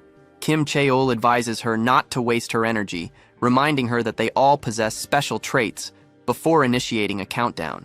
Meanwhile, The protagonist is hiding in a nearby alley, preparing his weapons. At the count of 2, he aims his slingshot at Kim Cheol, and by the count of 3, the target is struck. The entire group is thrown into confusion, scrambling to identify the source of the attack. Suddenly, the protagonist emerges wearing a helmet and steps forward to attack On-in, internally debating whether he should reveal his identity. Wielding the Indian war club, Seung-ho strikes On-in with significant force before immediately targeting another gang member. This second individual emits a dark energy, leading the hero to suspect the presence of a vision-obscuring trait. Yet Seung-ho manages to land a hit regardless. Breathing heavily, the hero hears Mi-kyung shouting a warning. He pivots to find Kim Cheol rushing at him with a bat. The blow connects, cracking his helmet. Seung-ho is startled by the sheer destructive power of the strike. Simultaneously, Kim Cheol identifies his attacker, but Seung-ho is distracted by his analysis, recognizing that Kim Cheol possesses an incredibly potent offensive trait, even at this early stage. Kim Cheol vows to cripple the protagonist as his subordinates rally behind him, resolved to use their full strength even though they are not awakeners. On-in charges the hero, channeling electricity and mocking him during the approach. Seung-ho hesitates, uncertain how to respond to such a display of skill, and briefly considers utilizing the dimensional gate. However, just as On-in prepares to land a blow, Dingo bursts onto the scene and bites down on On-in's arm. Hyung steps out from a nearby alley, questioning the appropriateness of such violence in broad daylight. He suggests the gang should depart to avoid legal trouble, mentioning that he is contacting the police. The group decides to retreat for the time being. Hyung remarks that despite their arrogant behavior, they appear weak. Mi-kyung descends from the roof and immediately grabs the hero's head to check for injuries, pointing out the damage to his helmet. Hyung offers to carry the boy on his back. Witnessing their concern, Seung-ho's thoughts flash to his former comrades from the game. When Mi-kyung suggests a hospital visit, the protagonist turns away, insisting he is unhurt. He then asks Hyung about recruiting Mi-kyung into their party. Hyung replies that there is no issue provided she consents, and she happily accepts the invitation. The hero departs, claiming he has tasks to attend to, leaving Hyung and Mi-kyung confused by his strange behavior. Upon returning home, he focuses on regulating his emotions and planning the second phase of his preparations. He feels his sudden exit was unavoidable. Seeing Hyung and Mi-kyung together tempted him to entrust them with the secret of his abilities. However, the decision had already been made. To maximize the utility of the dimensional gate, he determines he must level up rapidly, prioritizing skill acquisition and resource farming. The concept of overwhelming enemies with superior item power resonates with him even more after the confrontation with the Mountain Gang. He realizes that sticking to his original preparation plan will result in a level gap of 3 or more, causing the monsters spawning near him to be stronger, which would complicate teaming up with his 2 companions. He continues working until he successfully installs a wood-burning stove in his hideout, aware that it will ensure a good night's sleep. Dingo also appreciates the warmth, sleeping soundly beside it. Now the protagonist waits for a few final installations to arrive, which will bring his initial hideout setup to near completion. Driven by determination, he resolves to stay awake through the night to work. The countdown now stands at 16 days remaining before the apocalypse begins. A news broadcast provides an update regarding the previously observed asteroid. The report states that the HSA has announced that the asteroid Yunjambi has reached the midpoint of the solar system. While the HSA is monitoring its trajectory closely, Jupiter's gravity has caused the meteorite to fracture. Thomas Chandler, the head of the Meteorite Observation Department, assures the public that the resulting fragments, named Yunjambi Alpha and Beta, pose no threat of approaching Earth. However, Seung-ho recalls the actual timeline. On D5, merely 5 days prior to the apocalypse, Yunjambi Beta was the first to impact. It struck the ocean near a Russian vessel, generating a tsunami that washed the ship ashore at Gamcheon Port, an event that introduced zombies to Korea. The broadcast shifts focus to the shooting incident at Uido. It is reported that President Jang Won-taek has remained secluded in his residence for a week, leading opposition leaders to release a joint statement agreeing to convene a hearing. Speculation is rising among the public that these political maneuvers are linked to rumors regarding awakeners and the approaching catastrophe. Hearing this, the protagonist inwardly acknowledges that the end of the world is genuinely at hand.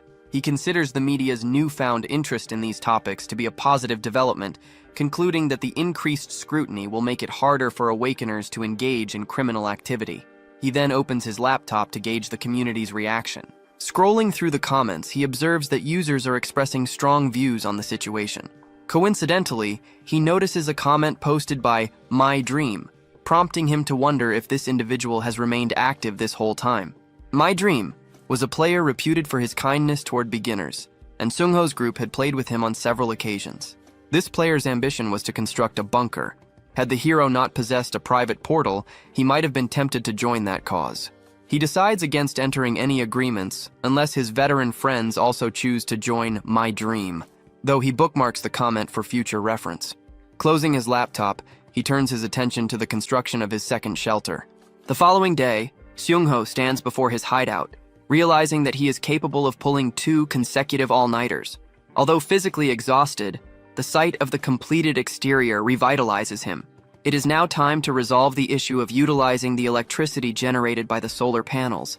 Essentially, this involves several wiring procedures to ensure the current is compatible with his electronic devices. Fortunately, when he plugs his phone in to charge, it functions correctly. He raises his arms in triumph, declaring that he has successfully established the foundation for survival in this new world. For the first time in a long while, he experiences a surge of dopamine. The previous day, he also gathered luminous and ignition stones. Upon digging further, he discovered a mineral known as emerus, which is harder and sharper than obsidian. Although it is currently useless to him, he considers it a better find than coming up empty-handed. He decides to postpone the installation of the LED lights, as he needs to organize the food supplies in the basement before going to sleep. Suddenly, a loud noise from Dingo demands his attention. Rushing outside, Seungho finds Dingo in a standoff against maned wolves, a species of monster he recognizes from Sura. He questions why these creatures are present, as they typically inhabit high-altitude regions. Observing Dingo's visible rage, the hero suspects that these are the specific wolves responsible for killing Dingo's mother. He attempts to soothe Dingo, though he internally acknowledges that he cannot defeat the entire pack at this moment. If he moves to retrieve a better weapon, he risks exposing his back to an attack which could prove fatal. Consequently, the protagonist resolves to focus on forcing the alpha wolf to retreat, reasoning that the rest of the pack will likely follow. He observes the wolves' extremely cautious behavior, noting that the subordinates only move once the alpha acts first. He considers their ability to coordinate an attack and recalls that these wolves possess an extreme sensitivity to scents. Fortunately, Seungho is carrying pepper spray. He deduces that if he can spray the alpha, he will be able to drive it away from the shelter. Sweat runs down his face as he weighs the risk of being attacked before he can execute his plan. He contemplates a method to distract the creature to land a hit with the spray. Suddenly, an idea strikes him, which he believes is logically feasible. Determined to defend the hideout he built with his own hands, he steels himself. He instantly throws a knife at the alpha, but the creature dodges. The alpha then leaps at the hero, but as it closes the distance, Seungho opens the portal. Seizing the opportunity, he sprays the animal. As the alpha loses its composure, the protagonist drives his knife into its eye. With that strike, the wolf pack retreats. The hero sits down, having narrowly escaped death. Dingo approaches to check on him, and Seungho pats the wolf's head in appreciation. He promises Dingo that he will avenge its mother in the future. With this confrontation over, only 15 days remain until the apocalypse arrives. Having finished organizing the basement, Seungho heads to the hardware store and pharmacy with the goal of finalizing his minimal defense supplies. By this point, he has gone 68 hours without sleep, and the recent confrontation with the wolves has further exhausted him. Nevertheless, he reflects that he might have been fortunate during that encounter. Had those creatures been werewolves instead, he likely would have been completely decimated. He considers the possibility that he had become careless, focusing solely on immediate threats without accounting for random variables that could appear. Feeling backed into a corner, Seungho entertains the idea of expanding his territory to construct a proper shelter. His previous drone surveys also suggest this is the correct course of action. Hyunjin greets him from a distance while Seungho remains deep in thought, calculating that his new plans could secure additional space for farming and supply storage.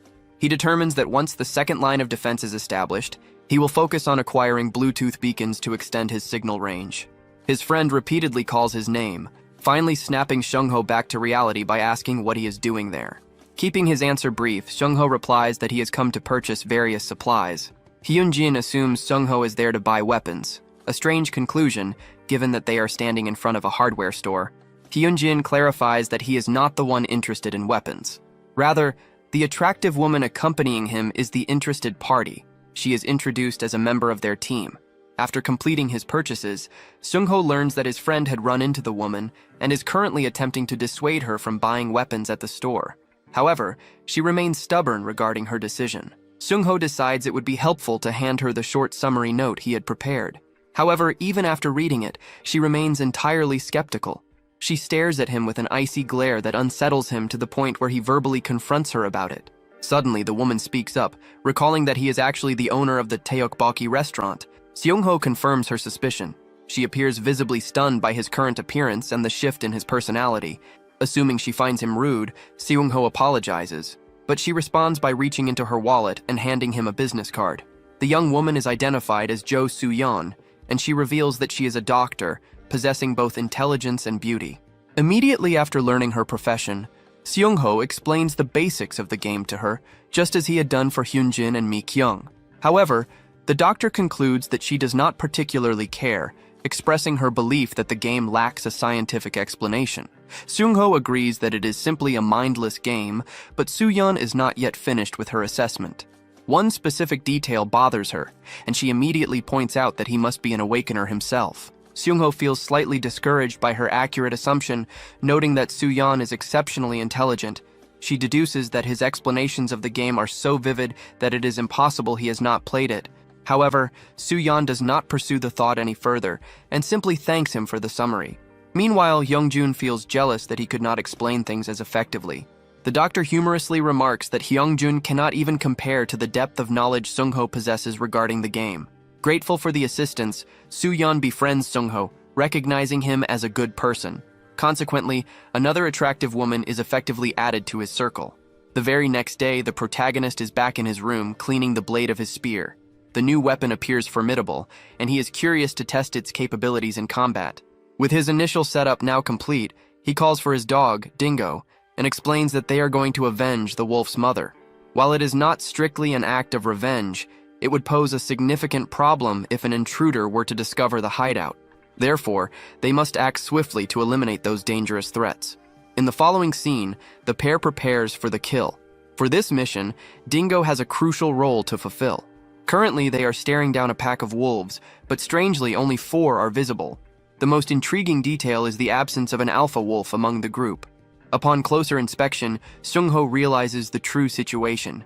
An owlbear is ferociously tearing apart the flesh of a wolf, having already slaughtered several of them. Seung-ho considers the creature's presence convenient, as it has effectively cleaned up a significant number of the enemies. A specific characteristic of manned wolf packs is that the moment they lose their alpha, the pack crumbles without a leader. Their senses become scattered, and they fall into confusion, resulting in a total lack of coordination. Seung-ho identifies this as the perfect opportunity to eliminate them one by one. As if on cue, one wolf rushes toward him, but Seung-ho casually deploys a web trap, capturing it with ease. The once ferocious wolf is reduced to a whimpering creature, wailing in fear of death. However, these displays do not sway the protagonist, who instantly kills it with his spear. Although the sight is pitiable, the mission must be secured. With one wolf eliminated, 3 points are acquired. The remaining 3 wolves are drawn to Seung-ho's presence as he runs off. All 3 become hyper-aggressive and initiate a chase. 2 wolves scatter to the sides, while one lunges from above to secure the kill. However, Seung-ho counters using a spray. He incapacitates one, but he remains under attack by the other 2, approaching from opposite directions. First, he targets the one on his right, plunging the spear deep into the wolf's belly. The remaining wolf attempts to use this opening to attack from behind, but Dingo comes to the rescue with a powerful tackle. With another wolf killed, he secures 3 additional points. Seung-ho menacingly declares his intent to stab each of them until they are dead, proving that he is not the one in danger, but rather the danger itself. With the wolf pack defeated, Seung-ho reaches level 5, gaining additional effects for his special trait. Curious about the changes, he inspects the properties of his gate. The new feature renders the gate invisible to everyone else. Additionally, there is a projection effect that allows him to hear sounds from the location where the gate is projected. To test these functions, Seung-ho immediately casts the gate. he discovers that he can view the interior of his house without physically traveling to the other side. The transparency proves effective, ensuring that no one will be able to detect his ability moving forward. Previously, Sung-ho had worried about the possibility of accidentally crossing into a dungeon without knowing the threat level beforehand. However, thanks to the projection effect, that risk is now eliminated. The fact that this effect appeared at level 5 suggests that more rewards await him as he reaches higher levels. He had never assumed that these early levels would hold such significant benefits. Nevertheless, he still has a substantial amount of work to complete, starting with the burial of the wolves he just killed. 2 days after subduing the wolves, the protagonist checks off several tasks. First, he travels to the other world and conducts another survey using his drone. Setting the radius to 1 kilometer, he locates various harmless animals. Even now, there are no sightings of goblins or kobolds. The area appears completely devoid of monsters. Next, Seung-ho aims to gather intelligence on the goblin nest, located 30 kilometers away. That specific nest is reportedly large enough to house numerous hobgoblins, meaning that defeating them will be a difficult challenge. Having gained confidence regarding the immediate safety of his location, Seung-ho feels it is the right time to begin expanding. He starts cutting down trees, clearing the area, and flattening the ground to transform the hideout into a proper shelter base. Dingo proves to be the most valuable player, helping to create a large circle that acts as a boundary. Seung-ho prioritizes safety, setting up 2 full layers of barbed wire fencing alongside a moat. He determines that he needs to dig the moat 2 meters deeper to maximize the combined effect with the wire. While working on these defenses, he utilizes the projected portal to watch television. The government has recently announced plans to carry out a formal investigation into awakeners. In the real world, Seung-ho actively purchases materials from hardware stores. He visits multiple home renovation shops to acquire tool sets. On his way back home, he even takes the opportunity to spy on the rival group's hideout. Going a step further, Seung-ho rents a motorcycle and a mini excavator, intending to use the heavy machinery once he undergoes additional training. The small blue toad continues to provide excellent support. Seung-ho routinely injects small amounts of poison to build up resistance, eventually gathering enough toxin to coat a weapon of his choice. Back in his room, he finds himself completely shocked. He discovers that Survivor 1, a player with 4,500 hours of playtime, has joined the mission. This revelation leads Seung-ho to speculate about the connection to the Weedo shootout. Alongside the government's suspicious control over the media, the president has been secluded in one location. While these events might appear coincidental on the surface, Seung-ho suspects a much deeper connection. His initial theory remains consistent. Survivor 1 is collaborating with the president to ensure his safety. He believes this collaboration exists because Survivor 1 possesses knowledge of the game's background story. Since Survivor 1 is known as an item collector, Seung-ho deduces that he likely demanded a massive shelter from the president in exchange for this intelligence. Furthermore, he seemingly chose the president as a partner to secure the highest possible leverage and authority. The situation is complicated. Seung-ho wonders if it is all a massive bluff, yet the involvement of the user My Dream does not quite fit into that narrative. His contemplation begins to cause a headache, but he eventually reaches a conclusion. If both Survivor 1 and My Dream are collaborating, then Seung-ho intends to alter his personal strategy as well. In the following scene, Seung-ho creates a new account and VR identity. He worries about receiving a delayed response, which could postpone his plans, but My Dream replies almost immediately. Seung-ho assumes the user is likely unemployed, but focuses on verifying his legitimacy via VR chat. The chat initiates and My Dream joins the White Room. The 2 players confront each other. My Dream is particularly annoyed by Seung-ho's unknown alias and the fact that he has chosen to wear a ridiculous duck-face avatar. Seung-ho offers an indifferent apology. My Dream interprets the disguise as a sign that he is dealing with a veteran who wishes to conceal his identity, though Seung-ho keeps him in the dark. My Dream decides to test him with 3 critical questions. Only after these are answered will he acknowledge the stranger. The first question concerns the maximum jump height of a werewolf, to which Seung-ho immediately answers 3 meters. He also correctly identifies the owlbear's weakness, noting that the answer is light, a piece of basic knowledge. Finally, regarding the evolutionary stages of zombies, Seung-ho explains that instead of merely possessing infection abilities, these zombies consume actual nutrients to function. Accumulating these nutrients allows them to evolve into ghouls. He adds that, interestingly, some even become enhanced zombies before reaching that stage.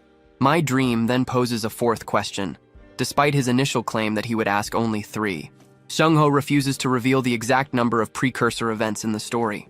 Upon hearing this refusal, the other player laughs, admitting that Seung-ho is indeed a true veteran. The protagonist becomes visibly annoyed and demands that the other user contact Survivor 1 to join the call immediately. However, he is informed that this is currently impossible. My Dream offers no explanation for the refusal, leading Seung-ho, currently using a duck-faced avatar, to openly call out the excuse as a lie. Changing the subject, the other user acts cryptically, tipping his hat and hinting that a significant event is imminent. Seung-ho begins to suspect the man might be unstable, feeling as though he is merely reciting filler dialogue to buy time. Suddenly, a chill runs down his spine as the reality of the situation strikes him. My Dream abruptly disconnects from the chat, and Seung-ho realizes that the entire conversation was a ploy to trace his real-world location. At that exact moment, a man enters the internet cafe accompanied by 2 security guards and orders them to lock the doors. When the receptionist attempts to enforce the rule regarding payment for their time, the intruder aggressively grabs her arm, declaring that they are there to locate a specific individual rather than to play games. Seung-ho is troubled by this aggressive approach, as My Dream was known for maintaining a low profile and acting undercover. It is strange that he has chosen such an offensive tactic. Notably, the intruder possesses an ability reminiscent of mind control, which he uses to manipulate the receptionist. Realizing he is in a precarious situation, the protagonist knows he must escape immediately. If captured, he would likely be subjected to the same mental manipulation. Consequently, he rushes to the restroom and activates his dimensional gate ability. Meanwhile, the pursuer moves through the cafe, indiscriminately using his mental powers on the patrons to uncover Seung-ho's identity. Having searched every other area, he turns his attention to the restroom, supremely confident that his target is hiding within.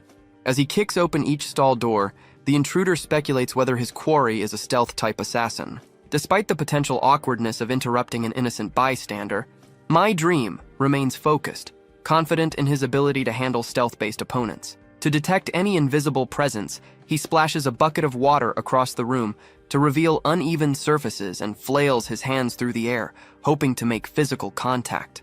The protagonist had indeed summoned his gate, but he strategically positioned it flat against the wall.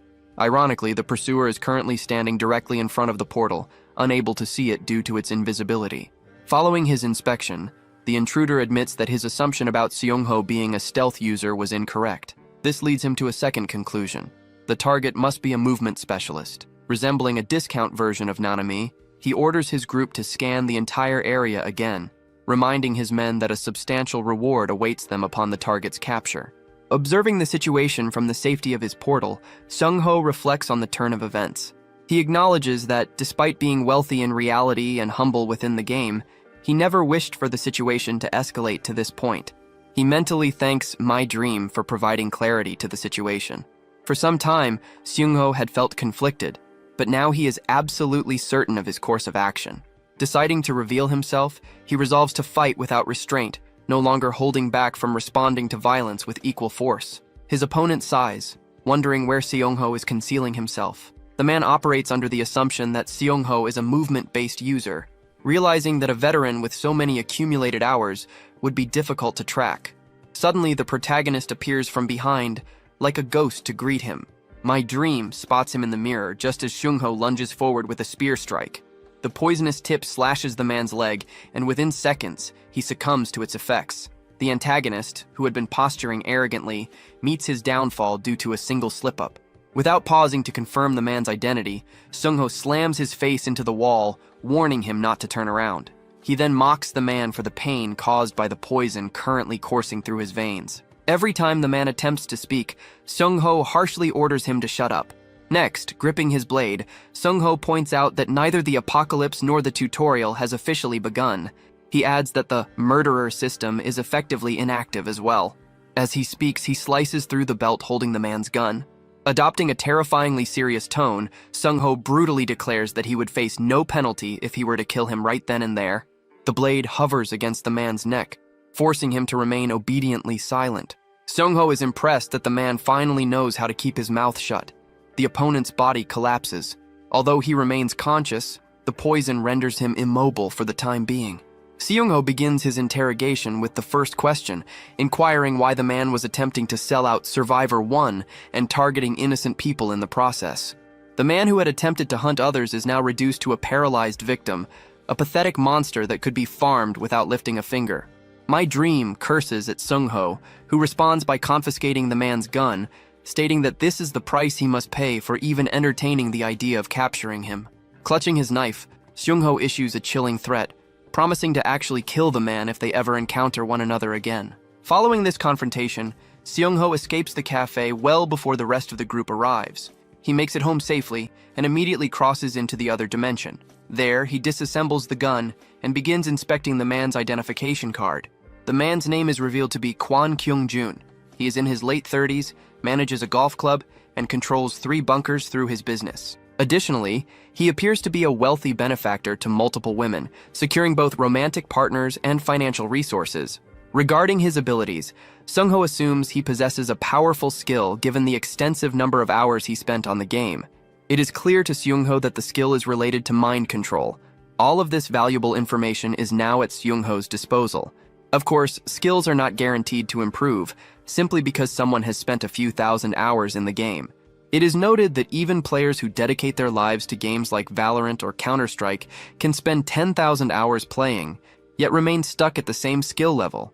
Regardless, Seung-ho understands that the game has always prioritized survival above all else. Consequently, he views his own portal skill as essentially a cheat code for veterans. For the time being, he decides to treat this as a theory until he is able to confirm the skills of another veteran player. Next, Seung-ho tests the gun, reflecting on the fact that the apocalypse is soon to arrive. Possessing absolute conviction about one specific detail, he proceeds through the forest, following Dingo's lead.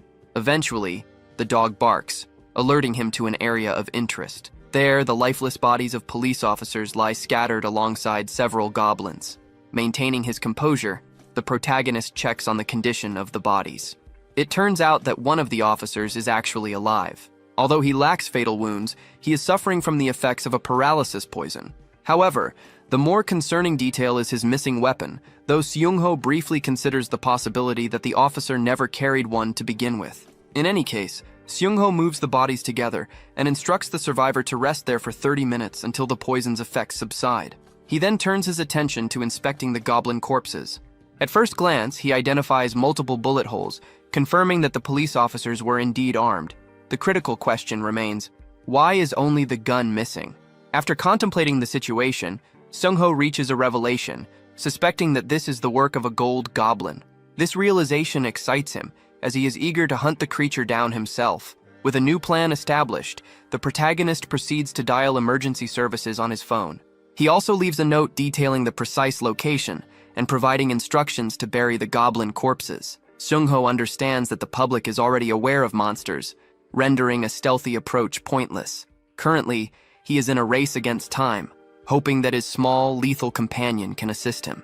In a different location, a skirmish breaks out between a goblin and a non-awakened individual. The goblin dodges the man's swing and retreats.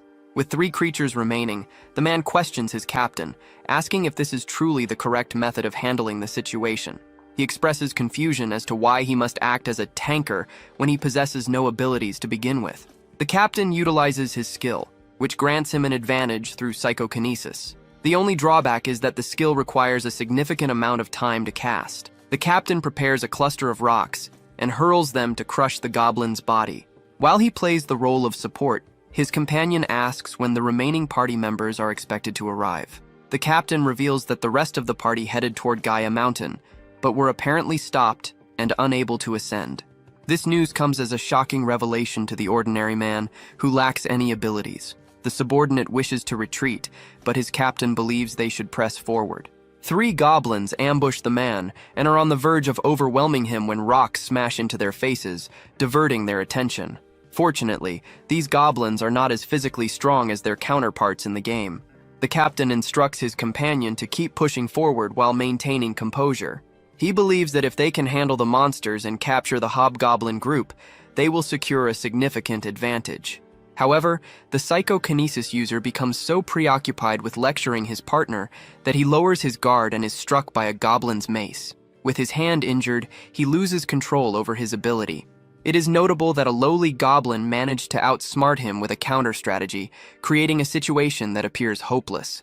Now completely defenseless, the pair is surrounded by the three goblins, who begin lunging from all directions. It seems to be the end for the amateurs until a bolt suddenly pierces a goblin's head. A second and third shot follow immediately, injuring the remaining two creatures. Much to their confusion, the party of two has no idea what is transpiring. They stare into the dark forest, questioning where the arrows originated. The scene shifts to Seung-ho, holding his combat bow. Initially, he questions whether intervening and wasting ammunition was the correct move. However, Seung-ho is pleased that he was able to confirm vital information regarding the Awakeners. First, he learned that this group was prevented from ascending the mountain. Second, he observed that the group of goblins was already significantly weakened. Utilizing these pieces of intelligence, Seung-ho formulates his next plan. He has already devised a method to handle the goblin group. The strategy is straightforward. It revolves around provoking a goblin, which can be achieved by throwing a stone. After inciting the creature's rage, he intends to lure it toward the dimensional portal gate using simple cues. Once the goblin is sufficiently close to the gate, Seung-ho plans to launch an attack from the other dimension, utilizing the advantage of seeing through the gate while remaining transparent to observers. As the first goblin is severely injured, its screams will attract the attention of its allies. Using the dimensional gate as a barrier, Seung-ho will forcibly retract his spear from the goblin's body, effectively erasing all physical evidence of his attack. Regarding the reaction of the hobgoblin, known for its high perception stat in the game, it will likely notice the dead subordinate and immediately suspect the other goblins of plotting against it. This will sow chaos and disharmony within the group, causing the subordinates to distance themselves from their leader. Seizing this opportunity, the calculating Seung-ho plans to materialize from the other side to decapitate them, maintaining the distinct advantage of the first strike. This process is intended to be repeated in the same fashion. His plan progresses smoothly at first, but a complication arises regarding the behavioral patterns of the remaining goblins. To his shock, Seung-ho faces an unexpected scenario. The hobgoblin turns to engage him, while the gold goblin flees with the loot, implying that a schism has occurred between the two monsters. This is bad news for the protagonist, who is now forced to attempt a desperate gamble. His immediate threat is the hobgoblin, who is closing the distance with alarming speed. With no other options available, Seung-ho does his best to block the powerful smash. Although he manages to block the direct hit, his body suffers from the shock of the impact and is thrown into a nearby tree. Now trembling and wounded, the situation looks dire for him. The hobgoblin wastes no time attempting to finish him off. Seung-ho knows that if he falls here, his demise is certain. The creature's mace swings toward him at full speed, aiming to crush his skull. At that critical moment, Seung-ho's declining health triggers the activation of his critical skill, Survival Instinct. With his eyes flashing yellow, he reacts to the hobgoblin's assault at point-blank range. However, instead of counterattacking the monster, he executes a brilliant maneuver by dashing after the fleeing gold goblin.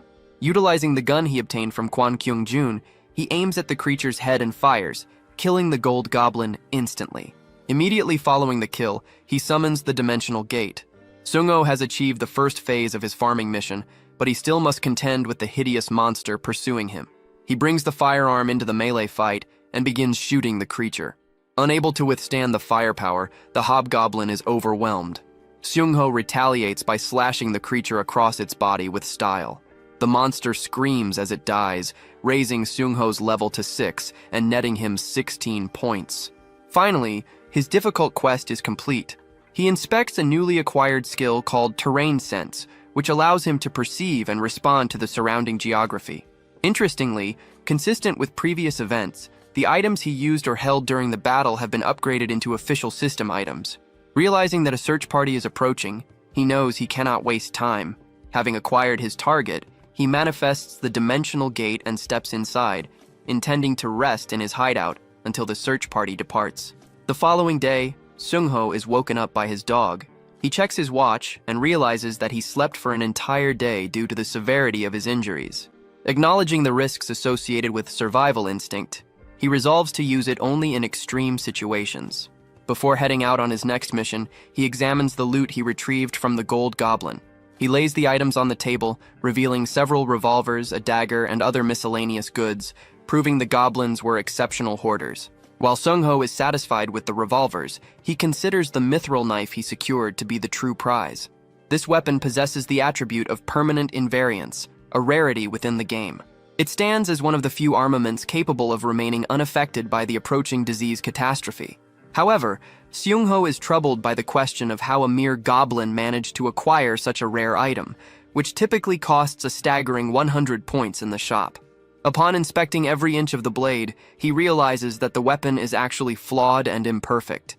While contemplating this, he arrives at a realization. The goblins of this realm carry metal weaponry. Given their level of intelligence, it should be impossible for such creatures to manufacture these items independently. This raises the question of whether a sudden mutation occurred, altering the trajectory of their civilization. It implies the existence of even more intelligent goblins, perhaps researchers conducting experiments. Nevertheless, he acknowledges that this theory is currently baseless. He plans to verify it later, but for the moment, he is more interested in opening the small satchels. Feeling as though he has won the lottery, Sung-ho retrieves a bunch of shade grapes. This unique fruit is known to enhance a person's night vision. Their presence explains why the goblins were able to move so easily at night. Opening the status window, the protagonist inspects his growth rate. He is quite pleased with the results, observing that his current progression is faster than it was in the game. With the basics concluded, Sung-ho decides it is time to return to the real world. Activating his ability, he steps through the portal while scrolling through his phone. His device begins buzzing incessantly the moment he regains a signal. Hyungjun, Mik-young, and even Suyeon have all sent messages to check on his status. Receiving such attention leads him to wonder if he has become a popular figure. His first destination is the fitness center. In the subsequent scene, Sung-ho opens the door to meet his friends. Before he can even greet them, they rush toward him, relieved to see that he is safe and in one piece. Curious, the protagonist inquires about the unfamiliar faces present. Hyungjun brings them forward, introducing the new individuals as his party members. Lee Kyung-hoon and Kim Bora greet him politely as they exchange pleasantries. Sung-ho had expected at least one additional member, but it turns out that this person is currently busy purchasing camping gear at a discount store.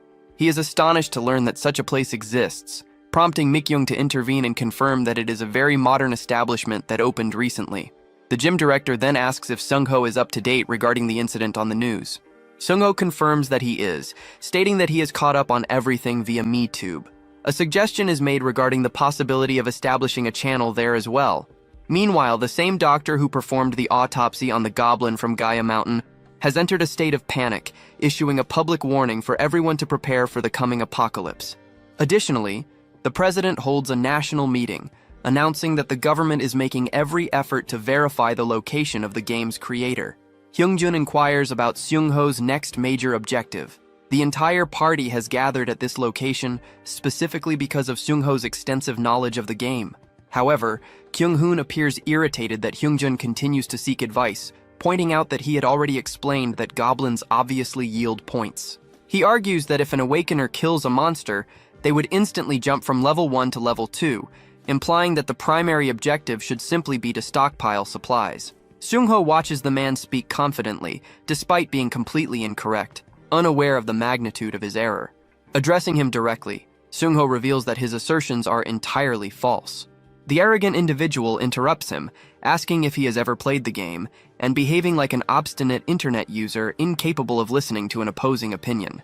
To protect his identity, Seung-ho maintains that he has not played. However, this admission is sufficient for the man to dismiss him, asserting that blindly trusting the community is unwise. Bora, the other female member, turns to ask the man a question. She is deeply curious about the mechanics of zombie spores and quizzes him on how the infection propagates, demanding to know if there are any specific conditions involved in the process. In response, the man makes the ridiculous claim that anyone who has ever made contact with an awakener will not turn into a zombie, a statement that stands out as incredibly bizarre. Slamming his hand on the table, Kyung-hoon stands up to assert his dominance, relying solely on his status as an awakener. He believes his experience is absolute, claiming that even casual non-awakened players would automatically be safe from the spores simply by interacting with him. Although the claim is baseless, Bora is somehow easily convinced, clinging to him as if he were a genuine expert. Mi-kyung then interjects with her own question, inquiring if the man has managed to clear the difficult tutorial. Kyung-hoon interrupts her immediately, emphasizing that he will protect her and insisting there is nothing to worry about. In Seung-ho's view, this pretentious individual is becoming increasingly aggravating. While he gives Kyung-hoon a minimal amount of credit regarding the theory, he understands there is absolutely no evidence suggesting awakened people possess complete immunity from the spores. Seung-ho considers the entire conversation futile due to the presence of this one individual, and finally realizes why Hyungjun had called him over. Deciding to ignore the troll and his antics, the protagonist stands up to leave, even as both of his friends urge him to remain. Seung-ho has no interest in sharing his knowledge with a troll like the man at the gym, so he bids the group farewell, intending to meet them again at a later time. Upon leaving the fitness club, he identifies several locations where he can farm points before the Iron Death disease arrives. He is particularly interested in visiting the camping gear store that his friends had mentioned. Eventually, after finalizing his plans, he arrives in front of his house only to spot the elegant Suyeon. She has been waiting patiently to give him something. Suyeon produces a first aid kit, which actually contains a pack of painkillers and various antibiotics that are impossible to purchase without a prescription. Seung-ho is genuinely stunned by her special gift and the thoughtfulness of her gesture. The doctor also reveals her address, having already written it down inside the pouch. Once again, the protagonist is confused as to why she is going to such lengths, but Suyeon believes it is only natural to share her location in exchange for knowing his. Bidding him farewell, she hurries off to attend her appointment with the director. As she walks away, she suddenly remembers one last detail. Suyeon smiles and reminds him that he needs to pay for the medicine, implying that she provided her address for that specific reason. Upon hearing this, Seung-ho is completely bewildered, unable to decipher Suyeon's intentions or read her behavior in the slightest. Following their parting, time passes quickly. During those hours, the protagonist traverses the city, collecting various items from different stores. He proceeds to construct a proper storage facility, and after installing sandwich panels, he is ready to load his supplies inside. He also begins utilizing the rented mini-excavator to its full potential for his construction work. Eventually, the global situation becomes increasingly critical. Public chaos, political confusion, arguments over the truth, and debates among skeptics escalate. These factors lead to an emergency UN meeting regarding the US president's planned visit to Korea. Finally, the HSA detects something previously unfathomable. On top of the unfolding events, the asteroid destined to trigger the zombie era is blazing its way toward Earth. 4 days later, Seung-ho finds himself at Gamcheon Port, gazing at the beautiful oceanic scenery. This location is where the final backstory event, known as the Russian ship incident, is set to occur. After ensuring that absolutely no one is around, Seung-ho enters an abandoned building to finalize his preparations. There, he casts open the gate, explaining his reasoning for coming to this location despite the high probability of turning into a zombie. His primary objective is to retrieve a variety of firearms from the vessel. He understands that the zombie spores function as pathogens carried by particle beams, making them nearly impossible to evade. To someone living without family, transforming into the undead at this moment versus 5 days later makes little difference. Seung-ho acknowledges that he could permanently relocate to the alternate dimension with Dingo, but doing so would strip his human existence of all meaning. Finalizing his preparations, he begins his mission, clarifying that this is not a suicidal endeavor. Instead, he is making a bold decision that few others would dare to consider, opting for a high-risk path to secure greater rewards, viewing this as the essence of life. Reviewing the game's patch notes regarding this specific narrative arc, he assumes the 10-point weapon mentioned is an ebony club. However, he questions how weak the zombies will be at this early stage. The notes also mention point fluctuations following the asteroid's impact. The sheer confidence and detail within the text convince him that the game's creator had foreknowledge of these events. While checking his phone, the situation deteriorates rapidly. He receives an emergency alert warning of a tsunami associated with the third precursor phenomenon. Shortly after, the waves breach the shoreline, rising higher with each surge. Far out at sea, a ship is violently tossed about by the rough waters. Seung-ho realizes the city has flooded, leaving him with a binary choice: combat monsters or face the zombies. Observing the vessel, he reflects on the sense of hopelessness humans experience in the face of natural disasters. Nevertheless, he must navigate this chaos and execute his plan using his boat. Sprinting at full speed while carrying his craft, Seung-ho leaps directly off a building, aware that time is of the essence. He needs to conclude his business before government agents arrive on the scene. A while later, he successfully anchors to the ship. Thus far, everything is proceeding smoothly. He confirms that awakeners are immune to zombification, realizing that Kyung-hoon's theory was surprisingly accurate. In fact, Seung-ho feels no adverse effects whatsoever. Encouraged by this, he climbs the ladder to initiate the second phase of his operation. Once aboard, he finds zombies lurking on the deck. He calls out to them, deliberately drawing their attention. He is dressed in shorts, wielding a shield and a mace, resembling a Power Ranger. The zombies from the game possessed unique properties. While they could not transmit the virus to infect others, they viewed everything around them as prey. Additionally, they had the ability to grow stronger in proportion to the nutrients they consumed. Seung-ho charges directly at the zombies, smashing one of them with his shield. After tackling the first creature, he readies his mace and strikes the zombie's jaw, effectively crushing its face and altering its appearance permanently. Surprised by how easily the two enemies fell, Seung-ho wonders if the zombies have been significantly weakened compared to their game counterparts. He receives 2 points for the kills, and recalls that it previously required at least 2 or more hits to eliminate a zombie, whereas now, a single strike suffices.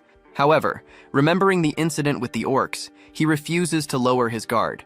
He acknowledges that making such a mistake twice would likely cost him his life. Next, Seung-ho inspects the hallway and discovers a group of zombies trapped inside. Seeing some of them wandering about, he advances quickly, dispatching them left and right with ease. His primary objective is to locate a pistol, so he heads toward the wheelhouse. Suddenly, a gunshot rings out, shocking him completely. He finds it hard to believe that anyone could have managed to survive the infestation on the ship. Sprinting toward the source of the noise, Seung-ho admits that non-awakeners can sometimes get lucky and survive the spores through contact with awakeners. His priority becomes saving this person to gather more intelligence. However, upon his arrival, he finds the man is already dead. The deceased individual clutches a photograph of a loved one in his hands. Although this survivor failed to become a hero in this story, his demise benefits Seung-ho, who takes the man's gun for himself. He lays the body out flat for a proper rest before exiting the room. Seung-ho realizes he must become accustomed to such sights, as tragedy will soon become commonplace. He accepts the natural reality that he may eventually have to kill other humans to maximize his own chances of survival. While untying his boat's anchor, Seung-ho is astonished to see someone approaching on a jet ski. This confirms that, just like him, another player has arrived to farm points. They cross paths, but the protagonist leaves the ship with his necessary loot, paying little attention to the newcomer heading toward the danger. Early the following morning, the news reports the disappearance of the game developer, who cannot be located for questioning. Since receiving proof of the zombie's existence, the president has been taking continuous, decisive action. Seung-ho notes that the country's leader appears to think in a manner very similar to his own. Recalling one final task, the protagonist calls Lee Woo-byum, an administrator at the countermeasure headquarters. Immediately, he drops the bombshell regarding the exact time the Doomsday event will begin. To verify his identity, Seung-ho mentions the gunshot wounds he inflicted on the hobgoblin. Woo-byum is startled to realize he is speaking to the same player. Seung-ho instructs him to record critical details rapidly, specifying the exact date, the exact hour, and even a scenario regarding a package arriving in the afternoon. Seung-ho hopes that the countermeasures department utilizes the new intelligence effectively and wishes them luck in the impending war. The president has executed a highly decisive maneuver. On community forums, people have begun to realize that the situation is deteriorating rapidly. Speculation is circulating that the internet and electricity will not last much longer, though Seung-ho views these opinions with a degree of skepticism.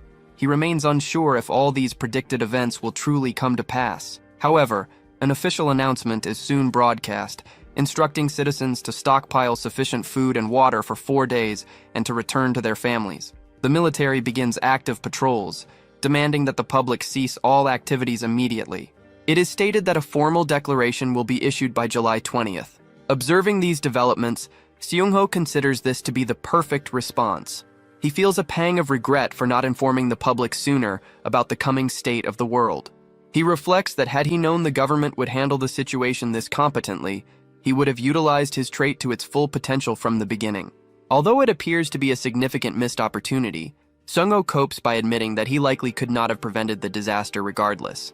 He decides there is no point in dwelling on what might have happened, focusing instead on keeping his own promise. He reaffirms that he is not a hero of justice, nor does he aspire to be one. he is simply an ordinary man. Subsequently, the implementation of lockdowns and quarantines shakes the global status quo, making travel impossible. Consequently, Seung-ho spends his days within the alternate dimension. 3 days prior to the start of the apocalypse, he finishes his digging work, albeit at a slow pace. He also downloads and archives numerous videos regarding cooking and farming, anticipating the imminent loss of internet access. 2 days before the apocalypse, he scouts the surrounding area with Dingo and feels fortunate to discover several golden apples. This discovery leads him to wonder if the entire location is enchanted or blessed with exceptional fertility. A final issue arises just 1 day before the apocalypse. Seung-ho discovers that 2 packs of sweet potato jellies are missing from his storage, replaced by a single dried grape. His immediate assumption is that Dingo ate the jellies, but the honest dog shakes his head, denying any involvement. Seung-ho adopts a teasing and forceful tone to extract the truth, but the poor creature wails and cries in an effort to prove his innocence. Seung-ho eventually realizes that his small companion was not the culprit, implying someone else is responsible. He decides to review the CCTV footage to determine what actually occurred. Upon checking his laptop, Seung-ho is astonished to discover a swarm of beetles invading the premises through the doggy door. They had taken the jelly and left the grape behind as a form of payment, a sight that was undeniably adorable. The beetle actually turns to bow in gratitude toward the camera, indicating that these small creatures possess remarkable intelligence. Seung-ho's curiosity is piqued, and he develops a strong desire to interact with a few of them. However, as a safety precaution, he locks the pet door, an action that visibly saddens Dingo. He cannot remain in the other world any longer due to upcoming appointments with guests, so he opens the dimensional portal and returns.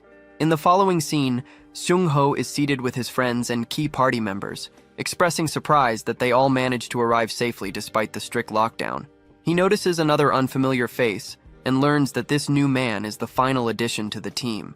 This handsome individual is identified as Yoo Hyun, who is already an awakener. Although he possesses little knowledge of the game, he is an electrical engineering student with significant practical experience. Seung-ho appreciates this addition to the group and introduces himself as a non-awakener. Their initial interaction is mutually polite.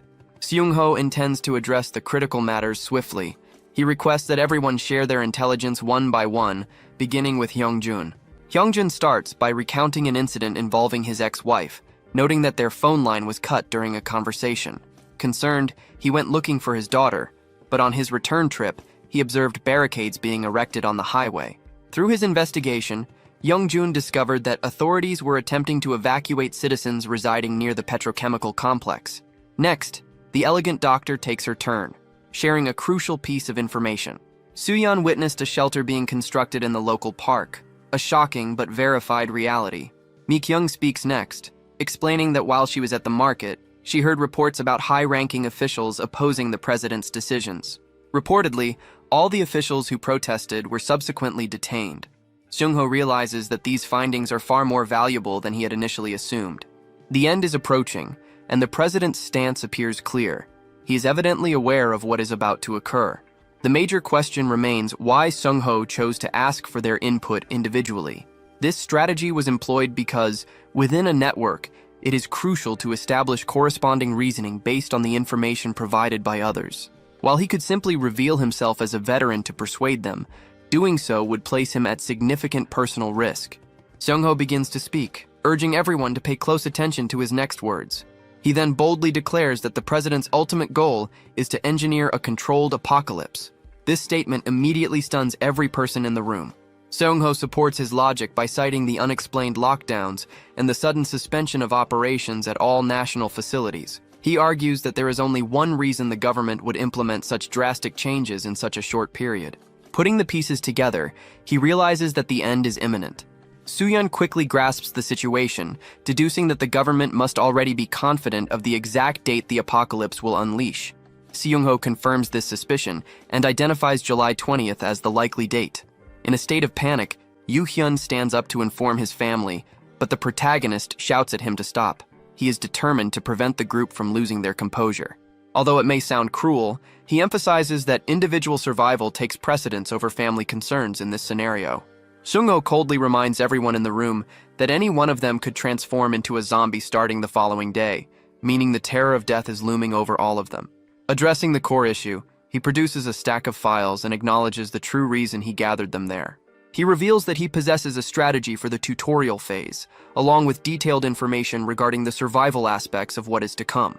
When Hyungjun questions the source of this intelligence, Seung-ho claims he acquired it by watching streams. He also apologizes to Mi-kyung for lying previously, though she accepts it without issue, noting that she had done the same to him. Thanks to these files, the group can utilize the information according to their specific needs. At the same time, Seung-ho implores them to adhere strictly to the manual to ensure they clear the tutorial phase. Following their meeting, midnight arrives. This marks the final day of peace before the world descends into hell. Seung-ho has spent 32 consecutive days preparing, leveling up in every possible domain to improve his odds. Nevertheless, he perceives imperfections in his plan and worries that his anonymous status could eventually lead to his downfall. Despite these doubts, the valiant young man holds no regrets, having acted with confidence. Seung-ho observes as his country launches missiles at the approaching asteroid, successfully making contact with the foreign object. He questions whether the end of the world is truly the ultimate, unavoidable fate for humanity. The apocalypse officially begins.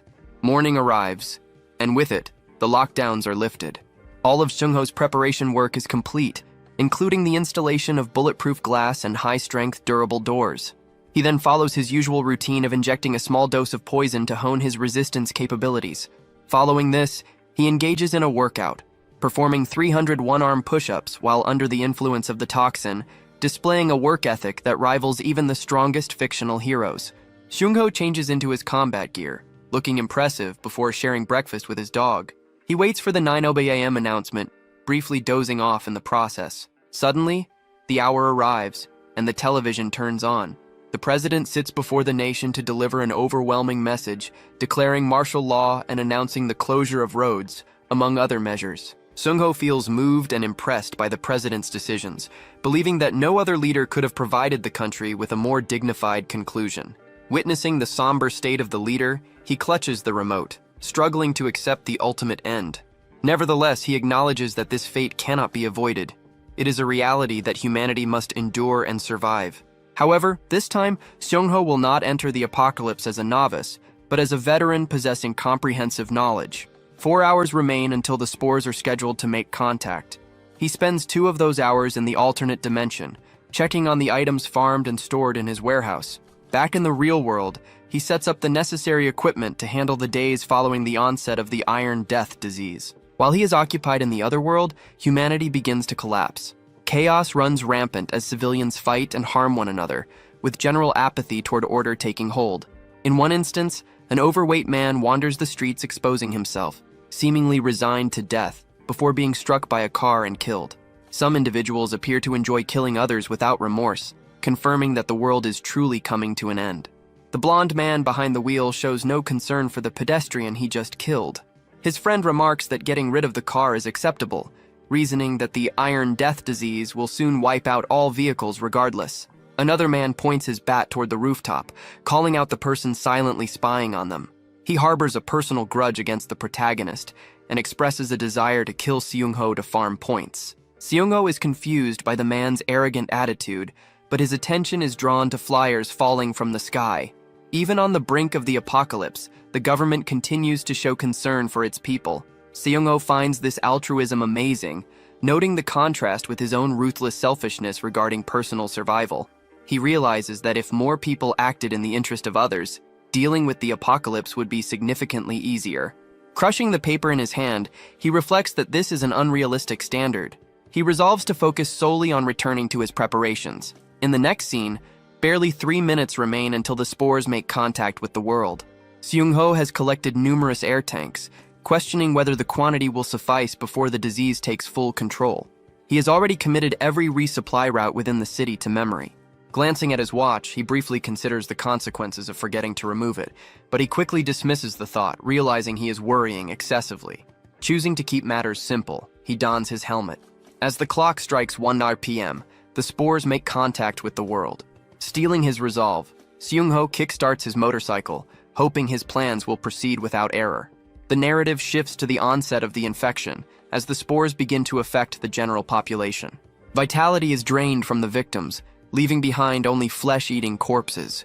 These growling, purplish monsters are instantly attracted to specific sounds. Seung-ho speeds past several zombies, surprised to find that the area is not heavily populated with them.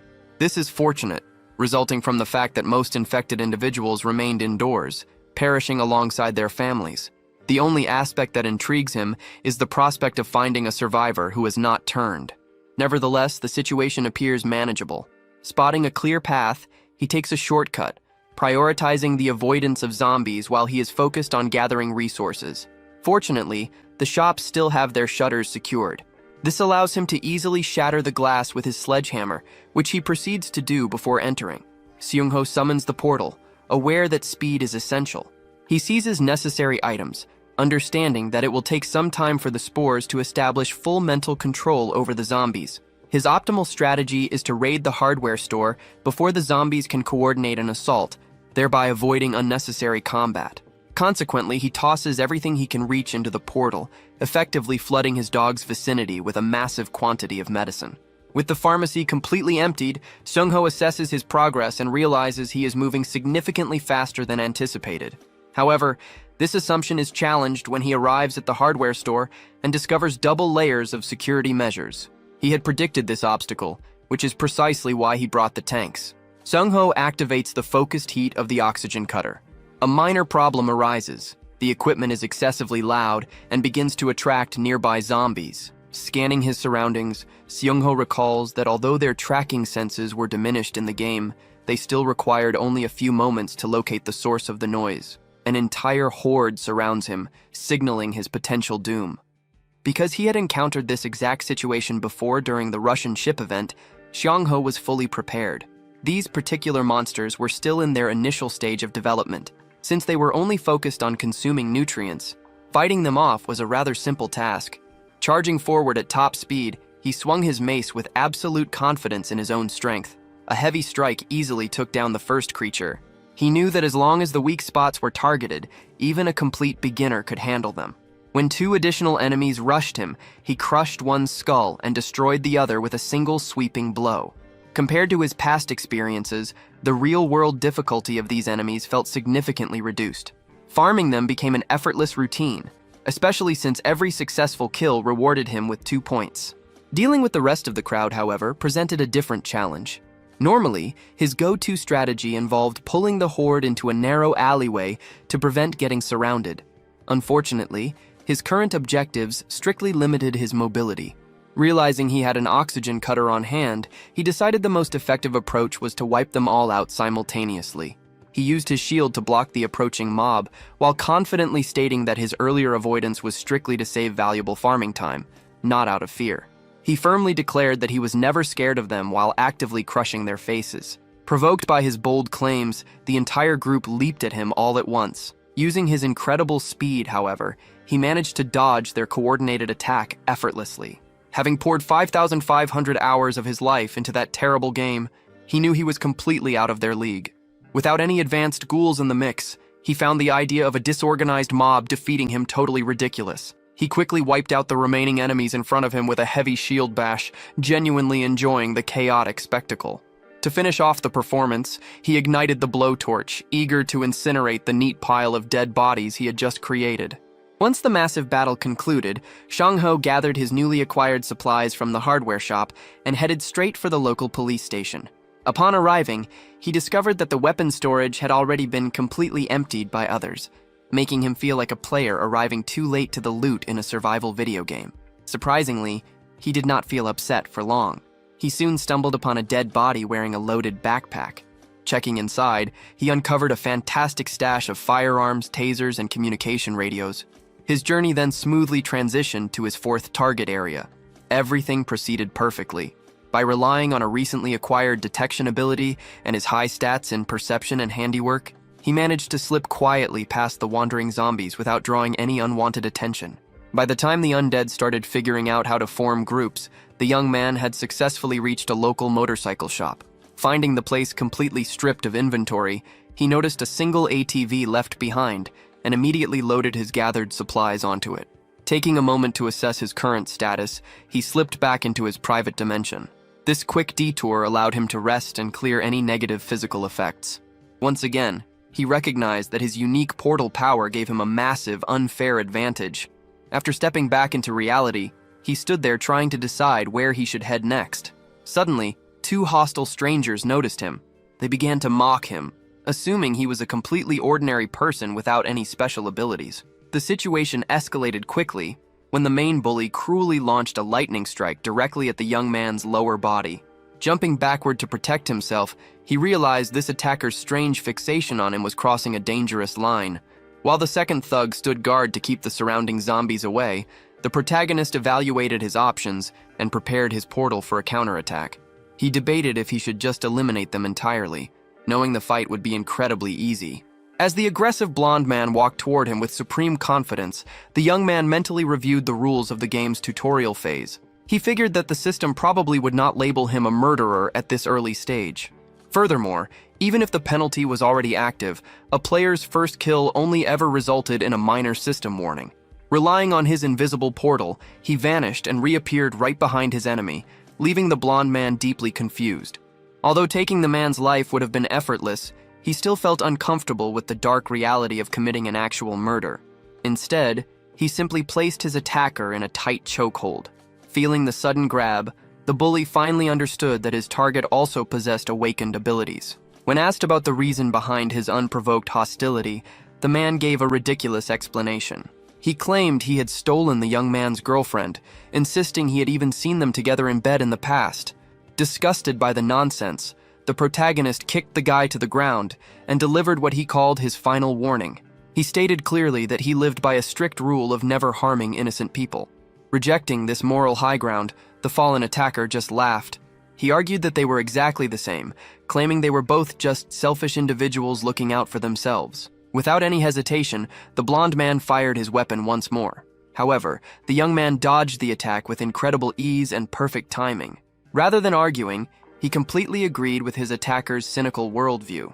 Since the thug had openly admitted how terrible they both were, the protagonist no longer felt any guilt or hesitation about taking a life. Grabbing the man by the head, he calmly assured his enemy that they were indeed both garbage.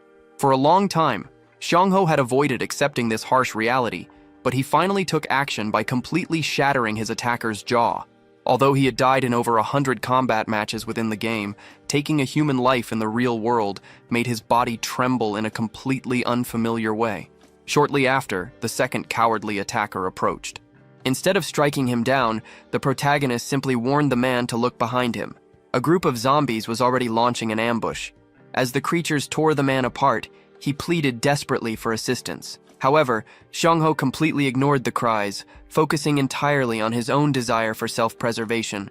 He firmly believed that ruthless individuals like these attackers simply did not deserve mercy in this ruined world. This violent encounter brought to mind the murderer system from the game Sura. To discourage users from ruining the experience for others, the developers introduced this mechanic 3 months after the official release. While the core idea was positive, the actual rules were terrible. Because the creators were afraid of losing their player base, a person's first kill only resulted in a basic warning. Severe penalties were not enforced until a third murder was committed. Furthermore, if a second kill happened without clear intent, the system would investigate the context before passing judgment, allowing many people to easily exploit the loopholes. Despite the risks, users actively chose the path of a murderer to steal money, increase their stats, and take special abilities from others. Driven by greed for these unique powers, psychotic players turned an ordinary survival game into their personal hunting ground. Naturally, taking this dark path came with heavy consequences. Once someone was officially labeled a murderer, they were forced to continue killing to survive. Eventually, they would be trapped inside a death field. This unavoidable arena could be triggered when 3 or more regular players formed a barrier, forcing everyone inside to fight to the death. While it might seem like the killer would have the upper hand, the late stages of the game were filled with highly skilled veterans who would easily team up to destroy these rogue players. Normally, the system caused a person to hear a very specific heartbeat sound the moment they were officially branded a murderer. However, Xiangho noticed that his heart sounded completely normal right now. This lack of a physical reaction confirmed his earlier theory. Because the official tutorial had not yet begun, the game's penalty system was not active yet. Realizing that the tutorial had not yet officially started, Seung-ho figured he had a brief window of a few hours where he could eliminate others without facing any system penalties. He quickly pushed the idea away, however, acknowledging that going on a random killing spree would be pure madness. Instead of losing his mind, he chose to stay focused on his actual goals. He lived by a very specific rule of punishing unfairness with equal ruthlessness, meaning he would only take a human life if it aligned with his strict personal principles. While tossing his gathered loot into his portal, he firmly reminded himself of this boundary. By late afternoon, around 4 p.m., the young man found himself observing a warehouse surrounded by a persistent crowd of infected. The zombies refused to leave the area because they were attracted to the noise of two human groups arguing loudly inside. Both sides were threatening each other for control of the building, but nobody wanted to step outside into the monster-filled streets. One survivor openly mocked a man wearing a red hoodie, doubting he had the courage to actually shoot his weapon. Deeply insulted, the man in the red hoodie fired his crossbow, striking his opponent right in the shoulder. He bragged about his sharp shooting skills from the video game and proudly declared that the apocalypse was all about the survival of the fittest. Left with no other options, the injured man and his companions were forced to evacuate. However, before running away in the opposite direction, the departing group decided to leave a nasty surprise for their attackers. They banged wildly on the warehouse doors, intentionally drawing the entire zombie horde toward the people trapped inside. Watching this unfold from a distance, Seung-ho was incredibly impressed by the clever revenge tactic. He found the situation so amusing that he made a mental note to reward the injured man if they ever crossed paths again. With his scavenging mission mostly complete, only his apartment and a military zone remained unchecked. Since there was barely an hour left before the tutorial began, Seung-ho decided to adjust his plans. After taking a quick trip to his alternate dimension to organize his affairs, he focused on his next major target. Typically, places packed with food, like grocery stores, were extremely dangerous because zombies gathered there to consume nutrients. While average survivors avoided these locations at all costs, experienced veterans saw them as perfect hunting grounds. Hoping to reach level 10 and unlock the system shop before the tutorial started, Seung-ho began pouring gasoline all over the supermarket's lot. His strategy was straightforward: gather as many monsters as possible and blow them up for a massive amount of experience points.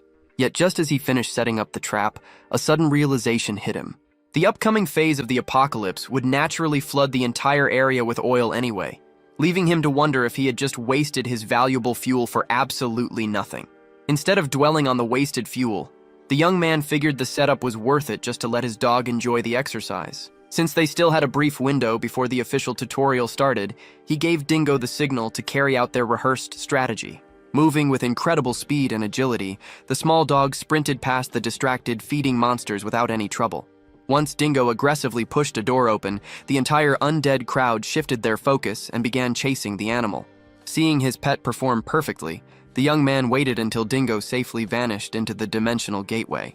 Immediately after, he tossed a lit lighter onto the gasoline-covered ground, causing a massive explosion that instantly wiped out the confused creatures. Thanks to that massive group elimination, his rank jumped straight to level 11. This victory rewarded him with 116 points and unlocked a brand new storage skill for his special trait. As evening approached, he completed his scavenging run, collecting groceries from the supermarket and taking several computer towers. Realizing the surrounding structures would soon be destroyed anyway, he opened his portal right in the middle of the street.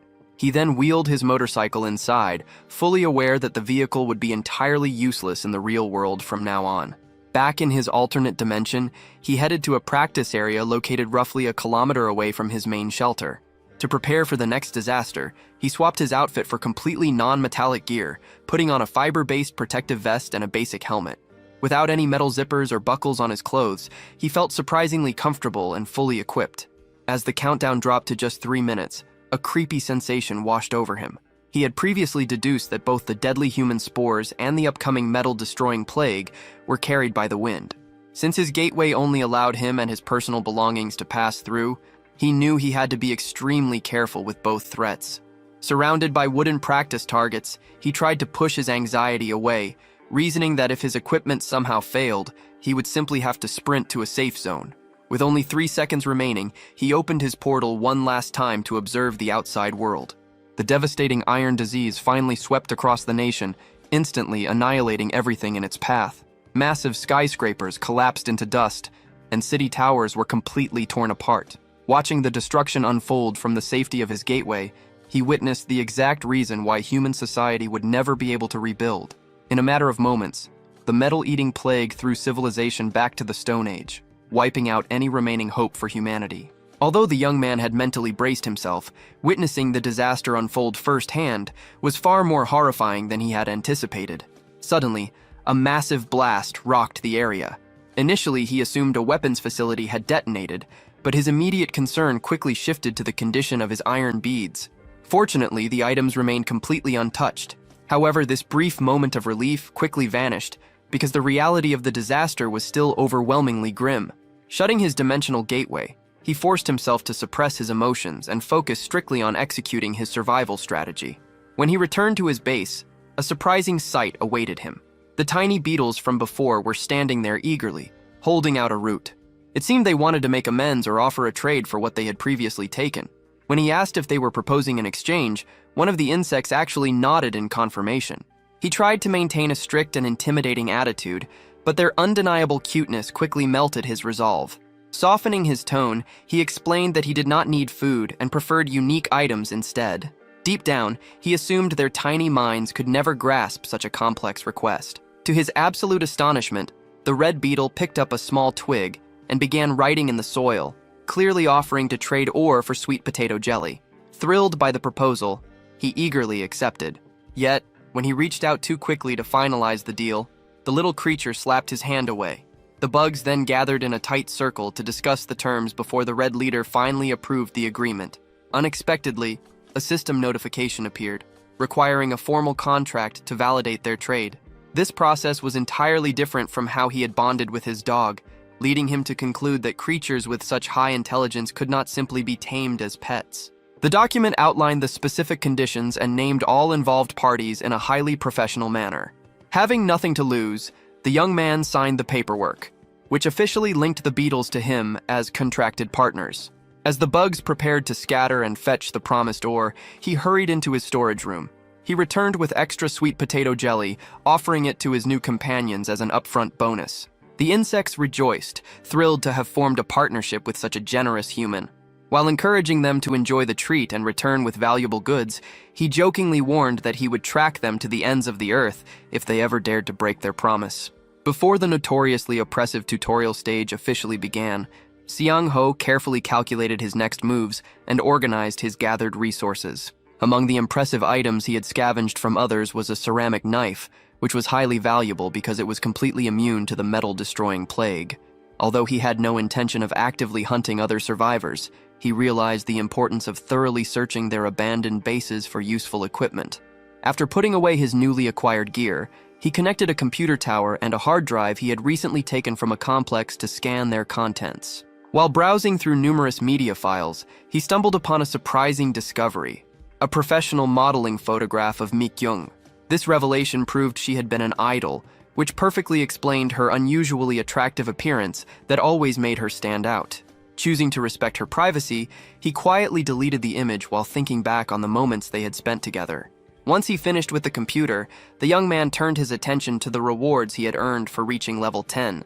By calling out for the shop window, a familiar blue digital interface materialized before him.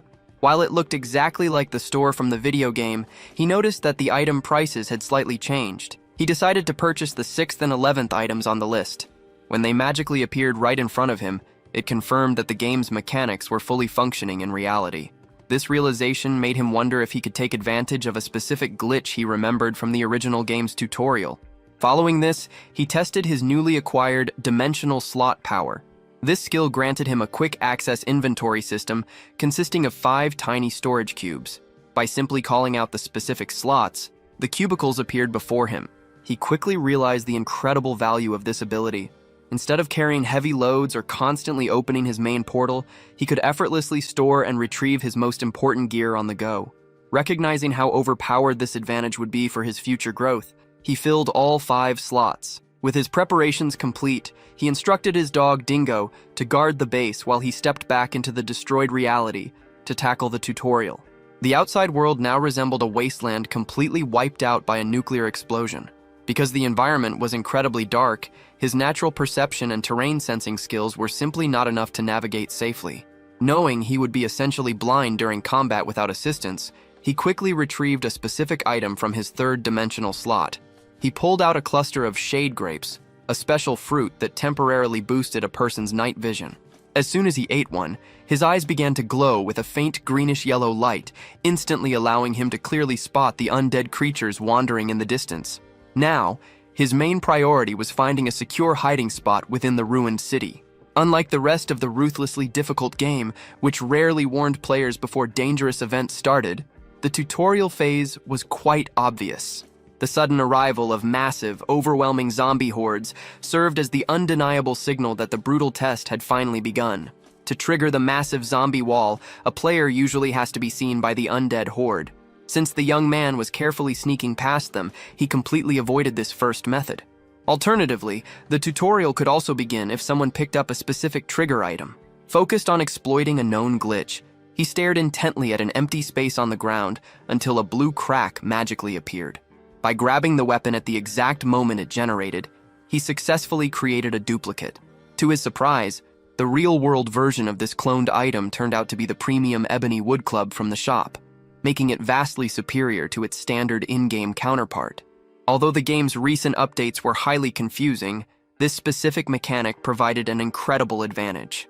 After storing his new gear, he noticed the growing noise of the infected outside as they prepared to attack.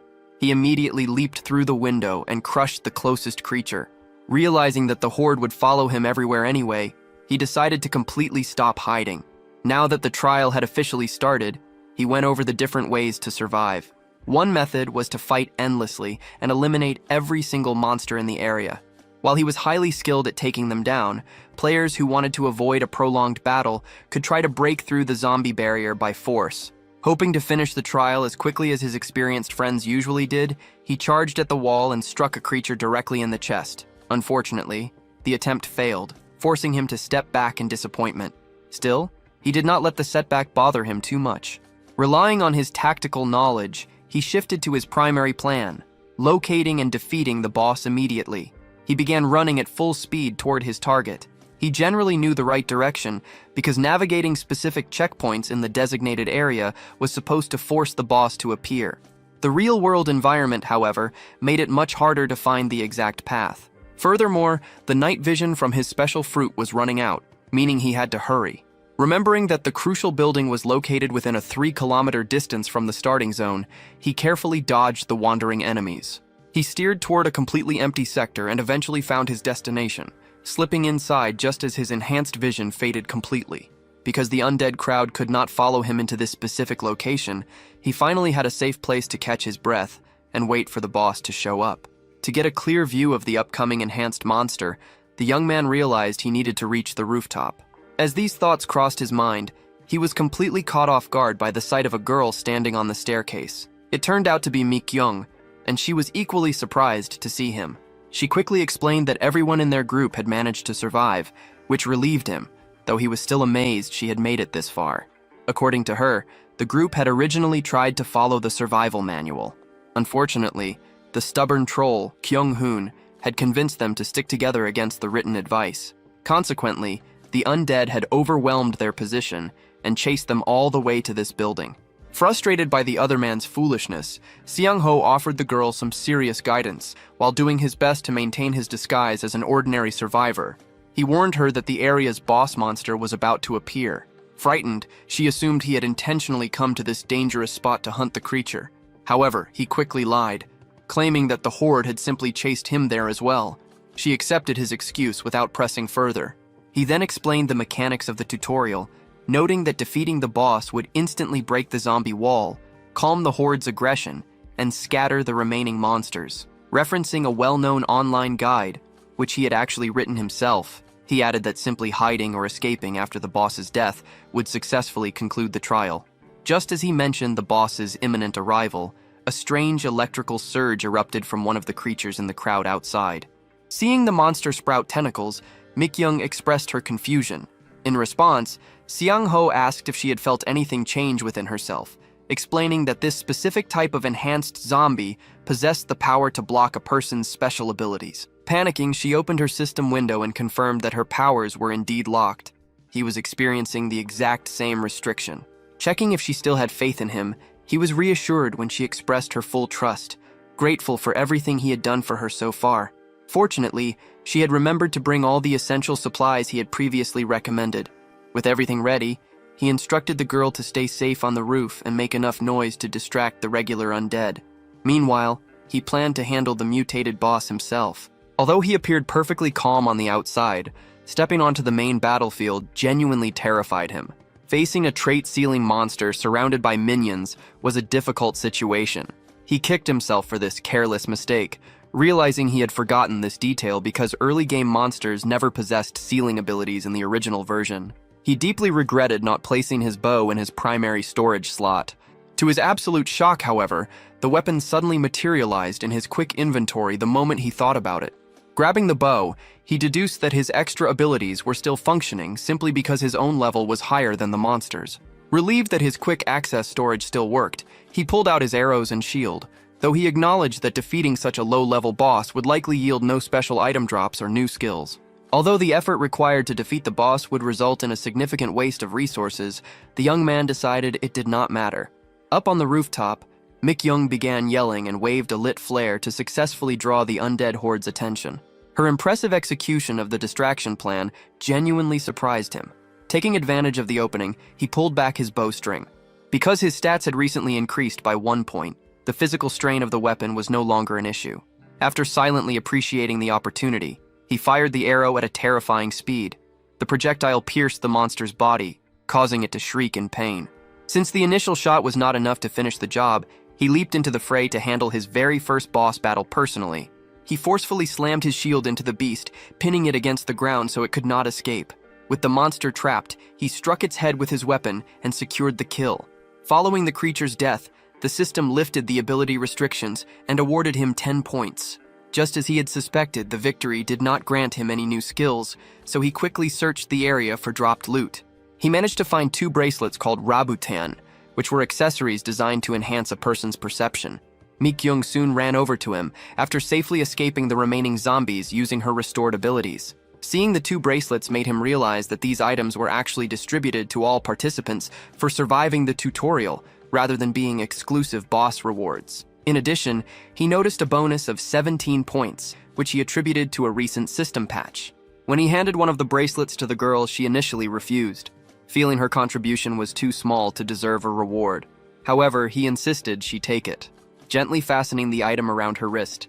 He assured her that her help was the primary reason they had succeeded. Smiling warmly, he suggested they head over to the fitness club next. She pointed out that a nearby building was visibly leaning. He remembered from previous videos that at least 5 floors of the structure were still stable, but they could not afford to waste time since it could collapse without warning. She agreed, planning to notify the building's owner later on. He intended to explain the rules of the murderer system once their entire group was together. Suddenly, Hyung-jun, their athletic friend, called out to them. They were both relieved and happy to see that the man had not been infected. Hyung-jun quickly suggested they move the conversation indoors, mentioning he had a substantial amount of information to discuss. Once the whole team had gathered inside, the protagonist casually announced that they had managed to kill a boss monster. The rest of the group was completely shocked by the news, especially when he highlighted how crucial Mik-young's distraction had been to their overall victory. Despite having some assistance, the rest of the team greatly admired the young man for facing the boss monster directly. Curiously, Hyung-jun and the others had not received any special rewards for clearing the tutorial, aside from their basic starting weapons. The athletic man also noted that they had not come across any checkpoints during their escape. Their path had simply been completely overrun by the undead. This inconsistency confused the protagonist. He theorized that the system might adjust the tutorial's difficulty based on a player's individual level, meaning everyone had to fulfill unique conditions to earn specific prizes. When he asked if anyone had gained points through means other than fighting, Hyung-jun explained that he had actually earned points by rescuing Yoo-hyun from a zombie attack. This confirmed to the protagonist that non-violent actions such as assisting allies or successfully fleeing a horde were also viable ways to accumulate points. Hearing this, Mik-young pointed out that players could now survive much easier by relying on non-combat skills. Shifting the conversation, the gym enthusiast finally addressed the main topic on everyone's mind by asking about the protagonist's special ability. Since the entire group had officially awakened and received a trait after finishing the tutorial, the young man realized his own initial power had been an exclusive early bonus. The growing differences between the original video game and their current reality were beginning to overwhelm him.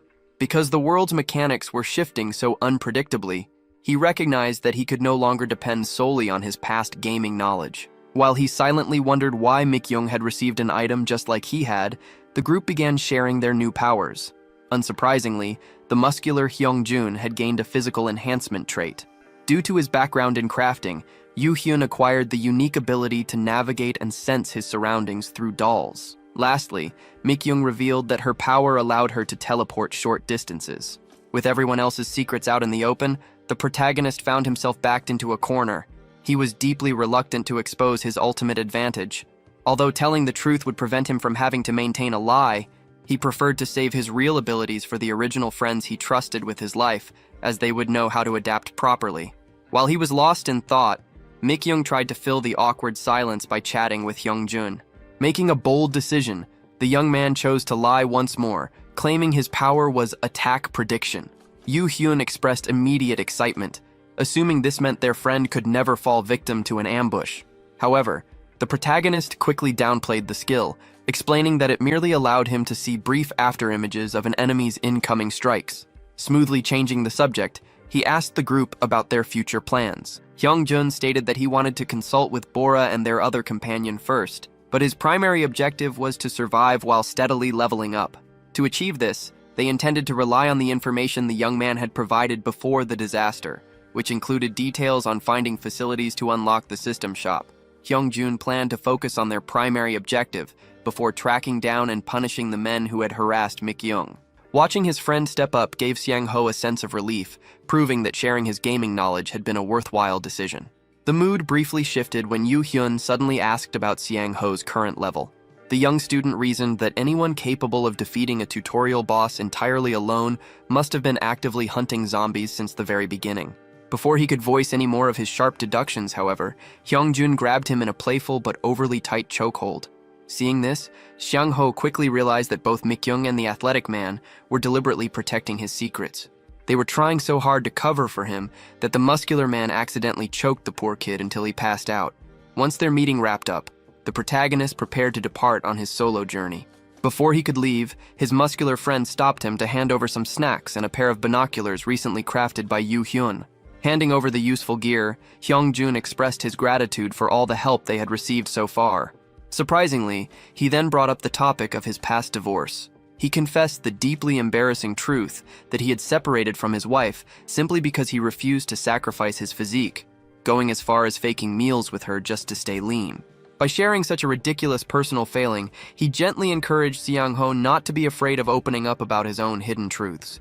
It became obvious to the young man that his friends fully understood he was lying to them. Just as Hyungjun turned away, Seang-ho grabbed his arm. He made a sincere promise that once the group leveled up and gained more experience, he would eventually return to survive alongside them. With that final assurance, he walked away. Sometime later, Seang-ho found himself shoveling a heavy layer of snow. The weather had turned freezing, which was completely bizarre given that it was supposed to be a warm season. Although the drastic climate changes annoyed him deeply, he felt thankful that he had safely locked all his essential supplies inside his bunker beforehand. Ultimately, the harsh weather actually worked in his favor. The freezing temperatures had formed sharp ice shards around his camp, unintentionally creating a sturdy defensive barrier that would keep wandering goblins away for the time being. Initially, he had planned to dig a protective moat around his base. However, the extreme cold had frozen the soil completely solid, making any excavation efforts impossible. At this point, the young man needed to evaluate his current situation and adjust his future strategies. Looking back at the core mechanics of survival life, the experience was purely focused on staying alive. Participants were limited to equipping 5 items simultaneously and could only retain a maximum of 10 skills in a designated slot. The major drawback was that acquiring a new ability beyond this limit automatically erased the oldest one. To thrive in that digital environment, players had to embrace a ruthless lifestyle and establish themselves as apex predators. However, navigating the real world presented unexpected inconsistencies, such as Mikyung's sudden arrival and Hyungjun's failure to encounter any tutorial checkpoints. Because of these differences, Seong-ho suspected a secret game patch had been applied during a week he was offline, leaving him to face the apocalypse without complete information. Despite these uncertainties, his fundamental objective remained unchanged. Gathering essential supplies and acquiring powerful skills were still his top priorities for survival. Moving forward, he simply needed to rely on his existing expertise. He carefully outlined his immediate tasks. Inside the alternate dimensions forest, he planned to construct a protective moat and clear out the local owlbears to secure the valley. Meanwhile, in the real world, his agenda included gathering resources at the festival's firework areas and keeping a close watch on the survivors at the villa party. When he tried to establish long-term plans, the sheer volume of work overwhelmed him. Opting for a more adaptable approach rather than strict scheduling, he decided his first move would be visiting Gwangali at midnight to collect fireworks. To keep things simple, he immediately began prepping his weapons for the mission. Elsewhere, a tense scene unfolded as a leader, and his girlfriend berated a subordinate for his inability to open a simple tin can.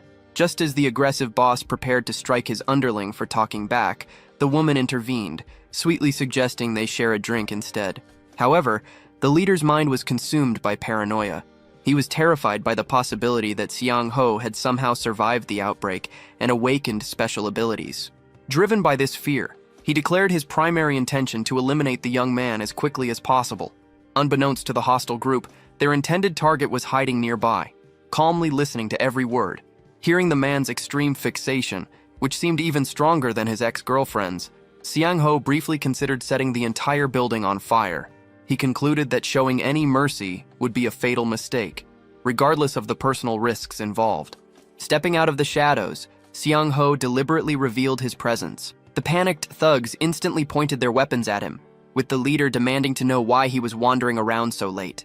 Maintaining his composure, the young man explained that the darkness actually offered safety due to the zombies' reduced activity, provided survivors steered clear of the dangerous creepers that emerged around dawn. One of the subordinates laughed at this advice, dismissing Seong-ho as an amateur. The thug arrogantly claimed that creepers only targeted players who had reached level 7 or above.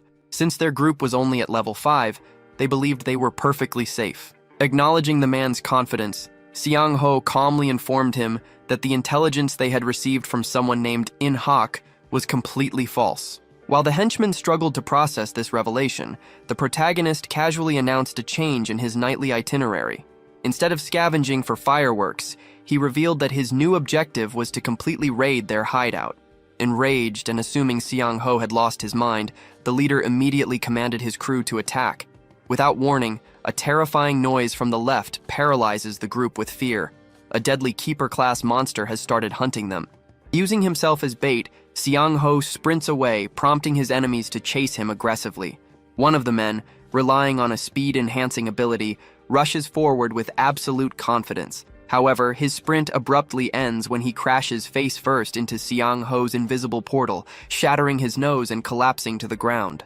While the rest of the group blindly continues their pursuit, the monstrous Keeper catches up to the fallen man and slaughters him instantly. Panicking, the surviving pair decide to run in opposite directions. Unfortunately for the woman, she accidentally bumps into a creeper monster just as it reaches its detonation point. The resulting explosion instantly blows her to pieces. The force of the blast knocks the arrogant leader to his knees. Completely disoriented and unaware of how his plan failed so miserably, he desperately tries to crawl to safety. Just as the Keeper prepares to consume him, the man gathers the last of his strength to strike the monster's head with his weapon. The desperate blow barely even moves the creature's neck, dealing absolutely no damage. Realizing the fight is completely hopeless, the defeated thug accepts his grim fate as the nightmare beast opens its massive jaws and bites his head off. Taking advantage of the distraction, Seong-ho positions himself safely within his portal and aims his rifle. He fires a shot directly into the monster's back, but the creature only stumbles. This reaction confirms his suspicion that the ongoing plague has already started weakening the impact of his bullets. Nevertheless, he continues to unload his weapon, firing shot after shot until the beast finally collapses and dies. By eliminating both the monster and his human enemies, the young man advances to level 12. He earns 20 points and successfully unlocks the terrain detection skill once again. Although he used indirect methods to eliminate his human targets this time, he fully accepts that his deadly intentions carry the same heavy moral weight as a direct murder. Showing no sympathy, he simply labels his fallen enemy as garbage, packs up the man's belongings, and walks away. The rest of his scavenging mission proceeds without any further issues. Later, he breaks into the dead man's hideout. To his surprise, he discovers a large stash of valuable goods that can be sold at the auction house in the future. He justifies the theft by reasoning that the previous owner would have eventually died from natural causes anyway, even without his interference. Continuing his journey near Gwangali, Seung-ho successfully gathers the fireworks needed for the upcoming festival. With the assistance of his loyal dog, he carefully sneaks past the more dangerous monsters in the area. Along the way, he effortlessly takes out several sleeping zombies, accumulating more points and accelerating his progression. By the end of the night, his impressive efforts boost him all the way to level 14. Despite his excellent progress, a new problem emerges as he finishes his work around 7 in the morning. While clearing out the remaining supplies from the hideout, he realizes that manually transporting heavy goods between locations is incredibly exhausting. Furthermore, since a heavy snowstorm is currently raging in his alternate dimension, he cannot simply toss his gathered loot into the portal for temporary storage. Storing his sensitive supplies proved highly dangerous, as a single accidental spark could completely blow up the entire shelter. Since keeping things underground presented its own set of complications, leaving the items in their current location remained the most logical choice. With his logistics settled, the young man's next objective was to visit the Villa district to ensure Su Yan was safe. He figured he could also use that time to investigate Kae Yong-jun's safe house. However, the faint sound of falling rain suddenly caught his attention. Peeking outside to see what was happening, he was surprised to witness a massive typhoon rolling in. This severe storm ended up ravaging the real world for 2 entire days. Taking advantage of the lockdown, he retreated to the alternate dimension to finish digging his defensive trench. Working in the freezing environment quickly taught him that exerting too much physical energy in the cold could be life-threatening. By the time he finally completed the moat a day later, he was entirely drained and refused to do any more heavy labor. Fortunately, the harsh weather soon began to warm up. As the temperature returned to a comfortable, normal level, the surrounding ice barriers melted away completely. After recovering from the bitter cold, he checked on the real world again, only to see literal tornadoes tearing the city apart. Because this extreme weather trapped all the other awakened survivors indoors, he gained valuable free time to focus on the next phase of his strategy. Returning to the alternate world, he ventured deep into the forest. In the original video game, firearms were considered an absolute cheat code. They were only introduced during the late stages and unlocked after the metal-destroying plague had passed. Navigating the dense woods was remarkably easy, thanks to his loyal dog's sharp senses. Dingo suddenly reacted to something on the right, leading them straight to a massive owl bear resting by a lake. In addition to his pet's guidance, the young man's recently upgraded perception and terrain detection skills gave him a massive advantage in scanning his surroundings. The vicious beast was busy aggressively slapping the water to catch and eat fish, completely unaware that it was being watched. Holding a rifle with exactly 15 rounds remaining, he prepared for his most ambitious battle yet. Because this creature was significantly stronger than a Keeper-class monster, it would require a minimum of 7 precise hits to bring it down, even with the unweakened bullets of this dimension. Knowing he had no way to resupply his ammunition at the moment, every single shot had to be perfectly calculated. Squeezing the trigger, he landed the first bullet directly in the beast's neck, instantly enraging the powerful monster. Searching the trees with a deadly glare, the massive beast found nothing but empty branches. The young man had already relocated to a second hiding spot. From his new position, he fired 2 precise shots that struck the creature's left shoulder and right leg. Screaming in agony, the crippled predator finally locked eyes with its attacker. Without saying a single word, the hunter challenged the beast to make its move, prompting the enraged monster to charge forward like a wild bull. Relying on his quick-access inventory, he instantly summoned the tools he needed. He ignited a firework and tossed it directly at the approaching threat, while simultaneously equipping his shield.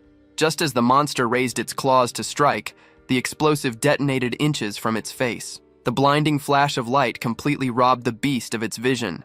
Executing his reliable strategy for handling advanced enemies, he pulled a sharp weapon from his 4th slot. Stepping forward, he delivered a fatal, agonizing stab that officially ended the creature's dominance over the valley.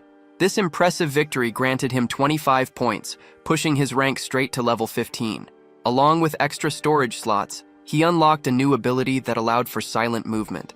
Exhausted from the intense battle, he took a moment to review his system upgrades. Although he felt the overall rewards barely justified the extreme effort, he knew the monster's claws would serve as highly valuable crafting materials. To maximize his resource gathering, he pulled a chainsaw from his 5th storage cube and carefully dismantled the creature's remains. Following the exhausting work, both hunter and pet enjoyed a well-deserved meal of premium meat. After Dingo eagerly swallowed 5 pieces, the young man tossed him an extra fish to satisfy his remaining hunger. Observing that the puppy had visibly grown in size, he hoped his furry companion would mature quickly enough to assist in future combat situations. With their hunger satisfied, they prepared to move on. The protagonist then turned his attention to the newly unlocked auction house feature. The system was straightforward, allowing users to list or retrieve goods, but it now charged a steep 10% transaction fee. This felt like a massive ripoff compared to the original game's 5% rate. While browsing the available listings, he made a startling discovery. Another user had already posted an item, proving that someone else had managed to reach level 15 before him. He quickly calmed himself down by rationalizing the situation. Since his own portal ability was purely for utility, it made perfect sense that survivors blessed with combat-oriented powers would level up much faster. Curious about the seller's identity, he checked the item's comment section. The owner was casually complaining about leveling up too quickly while fighting powerful keepers. Recognizing the distinct typing habits, the young man formed a solid guess about who this mysterious top player might be, all while reflecting on how crucial it was to maintain a hidden identity in this dangerous new reality. In the original game, players constantly disguised their true identities. For example, some men would use voice changers and female avatars to pretend to be attractive girls online. Unless someone spoke in the global chat, the only place where user IDs were visible, they could keep their real identity hidden forever. Furthermore, experienced veterans rarely played the game the way the developers intended. Noticing the letters XS at the end of the seller's auction comment, Xianghu immediately realized this person was a massive attention seeker. Deciding to keep his approach simple, the young man sent a brief voice message to say hello. The stranger quickly demanded to know who was messaging him. Amazed that the person's aggressive attitude matched his old in-game persona perfectly, Xianghu revealed his classic screen name, Gimba Plover. He waited anxiously for a reply, assuming the other player might doubt his claim. Instead of showing suspicion, the stranger burst into laughter before passionately scolding Xianghu for taking so long to reach out. The player had assumed that Xianghu was secretly working with the president to save the nation by distributing those warning flyers. Correcting this misunderstanding, the protagonist clarified that he had only passed along some information to the authorities. This revelation made Xianghu certain that another knowledgeable veteran had to be working directly inside the government. Surprisingly, this mysterious player was actually an incredibly muscular man in real life, making his username, Rabbit Princess, highly ironic. Even though sharing details about one's special abilities was practically a death sentence in this new reality, the muscular man openly offered to explain his power. He felt completely comfortable doing so because he assumed they would be teaming up soon. His trait was called Resurrection, an overpowered ability he could use repeatedly just by spending his accumulated points.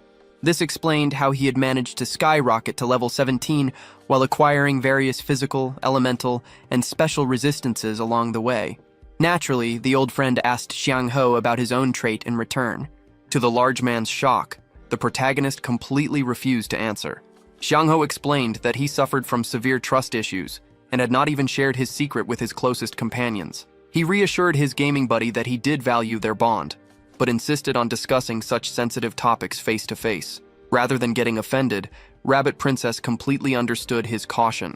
As a sign of goodwill, the muscular man instructed Xianghu to check the auction house one more time. Upon opening the digital interface, the young man was amazed to see a rare magical metal ring listed for sale. Rabbit Princess had scoured an entire city block during the tutorial phase just to find this specific artifact. Now, he was offering it to Xianghu for a mere 10 points. Stunned by the gesture, the protagonist realized his friend was basically giving away a highly valuable item for free just to prove his loyalty and express his gratitude for Xianghu revealing his identity. These two players had actually met during the early stages of the original game, teaming up for numerous missions. Although they had formed a tight bond as veterans, the protagonist was still surprised by his friend's incredible generosity. Feeling deeply grateful for the magical ring, he decided to demonstrate his own sincerity in return. To do this, he listed some smoked trout and an owlbear claw on the auction house. When Rabbit Princess saw the delicious cooked fish, his mouth watered, and he eagerly accepted the trade. The muscular man expressed his shock that monsters were already spawning in the world. In response, Xiangho hinted that his unique ability was the reason he was running into these creatures, offering this small secret as a personal gesture of trust. Discussing their eventual meetup, the young man established a few strict ground rules. He insisted that his friend absolutely had to wear clothes in the real world, and demanded he stop using his annoying XS catchphrase, warning that such behavior would attract dangerous attention. Taking the feedback lightly, the eccentric player agreed to switch his signature phrase to Gias instead, promising to save his naked strolls only for when he was completely alone. Realizing the man still fully intended to wander the streets without clothes in his free time left Xiangho feeling completely exasperated. Meanwhile, on his side of the city, Rabbit Princess, whose real name was Xiao Qian, ended the conversation and happily devoured his first decent meal in ages. Just then, the massive typhoon finally cleared up, allowing bright sunshine to break through the clouds. Taking the beautiful weather as a divine blessing, the beefy man jokingly wondered if his gaming buddy had somehow turned into a god. Bursting with excitement over their upcoming reunion and feeling a sudden warmth in his heart, Xiao Qian leaped dramatically out of his window. He landed forcefully on a wandering zombie, crushing its face into the pavement. After casually tossing the creature's body aside like a toy, he suddenly encountered a major problem. Despite possessing incredibly powerful combat skills, Xiao Qian had a famously terrible sense of direction. He quickly realized he had completely lost track of his own safe house, much like a notoriously lost swordsman from a popular pirate anime. 3 days after the storm ended, the survivors at the gym were steadily adjusting to the apocalyptic environment. Having advanced to level 5, Yuyan was now capable of controlling his dolls over much greater distances. He managed to deliver a folded paper airplane letter to Xiangho, informing him that the group planned to relocate to a taekwondo studio near the protagonist's home. The message also included some surprising personal updates, noting that Kyung-hoon and Bora had officially started dating. Furthermore, through sheer determination, Kyung-jun had successfully reached level 10 and gained access to the system store. Whenever these paper messages arrived, the young man would reply with valuable guidance, directing his former companions towards safe zones and supply caches he had secretly prepared for them beforehand. Hoping the shared intelligence would make gathering resources easier for his friends, the young man sent the paper airplane back. Afterward, he accessed the digital auction house to check on Xiao Qian. His muscular friend had been slow to respond recently, likely because he was busy fighting hordes of zombies on his long journey toward Busan. Just like in the original video game, progressing past level 15 in reality required double the amount of experience points. Players commonly referred to this brutal grinding phase as the Hell Zone. By checking his status window, the protagonist calculated the specific ratio between points and his current rank. He estimated that reaching level 16 would require eliminating roughly 100 undead creatures. While he could certainly achieve this milestone by focusing strictly on combat, he had other exciting tasks that demanded his immediate attention. A couple of hours later, inside his safe house, he received an extraordinary gift from his tiny insect companions, a knife crafted entirely from mithril. The beetles proudly presented the weapon alongside the rare ore they had previously agreed to trade, claiming they had forged the blade themselves. Skeptical, he bluntly told the bugs that such advanced craftsmanship was impossible for mere insects. When his harsh words visibly angered the adorable creatures, he decided to test their abilities by handing them an ordinary metal coin. Following his instructions to create something out of it, one of the baby beetles grabbed the coin and rapidly chewed on the metal. In a matter of seconds, the bug fashioned a perfect miniature replica of the knife. The young man was absolutely astonished by their genuine skill. However, he quickly noticed an inconsistency. While the tiny coin knife was incredibly sharp, the larger mithril blade lacked that same refined edge. When he carelessly criticized the larger weapon's unfinished craftsmanship, the sensitive insects broke down in tears. Seeing their distress, he offered them a chance to explain themselves using a whiteboard, feeling it was only fair since they had a formal contract. Grabbing different markers, the insects quickly drew a picture of a goblin violently attacking them. They successfully communicated that this ambush had interrupted their work, preventing them from polishing the weapon properly. When he asked them to point out the exact location of the attack on a map, the beetle leader indicated that the goblins were gathered near their nest. Armed with this knowledge, the young man promised to completely eliminate the green monsters during his next hunting trip. In exchange for his protection, he insisted that the beetles finish refining the mithril weapon. Having settled the new terms, he felt so appreciative of their generosity that he even promised to burn the goblin corpses to ensure the area was safe. He then presented them with an additional crafting project completely separate from the extermination deal. The bugs eagerly agreed to the new task.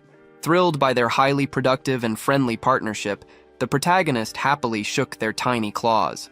The protagonist realized the immense future value of his tiny beetle companions while out gathering resources with his loyal dog.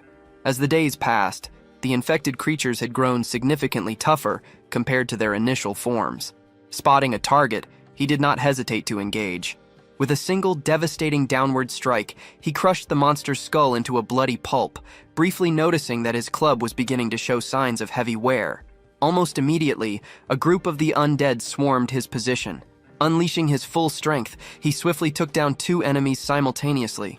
When a third creature tried to ambush him from behind, he reacted instantly, spinning around and delivering a massive blow as if he were swinging a baseball bat.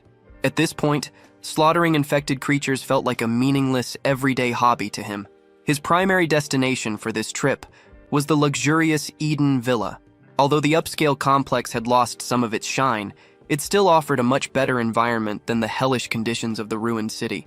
The young man noted that, before the disaster, he would never have had the money to step foot in such an expensive place. He wondered if Suyeon had managed to survive, as he had not heard from her recently. However, he knew that their completely ordinary friends, Kyungjun and Bora, were doing fine. Furthermore, it was now a proven fact that individuals with awakened powers could not pass the deadly zombie spores to normal people. Truthfully, the protagonist was not deeply invested in Suyeon's survival. His interest was purely strategic.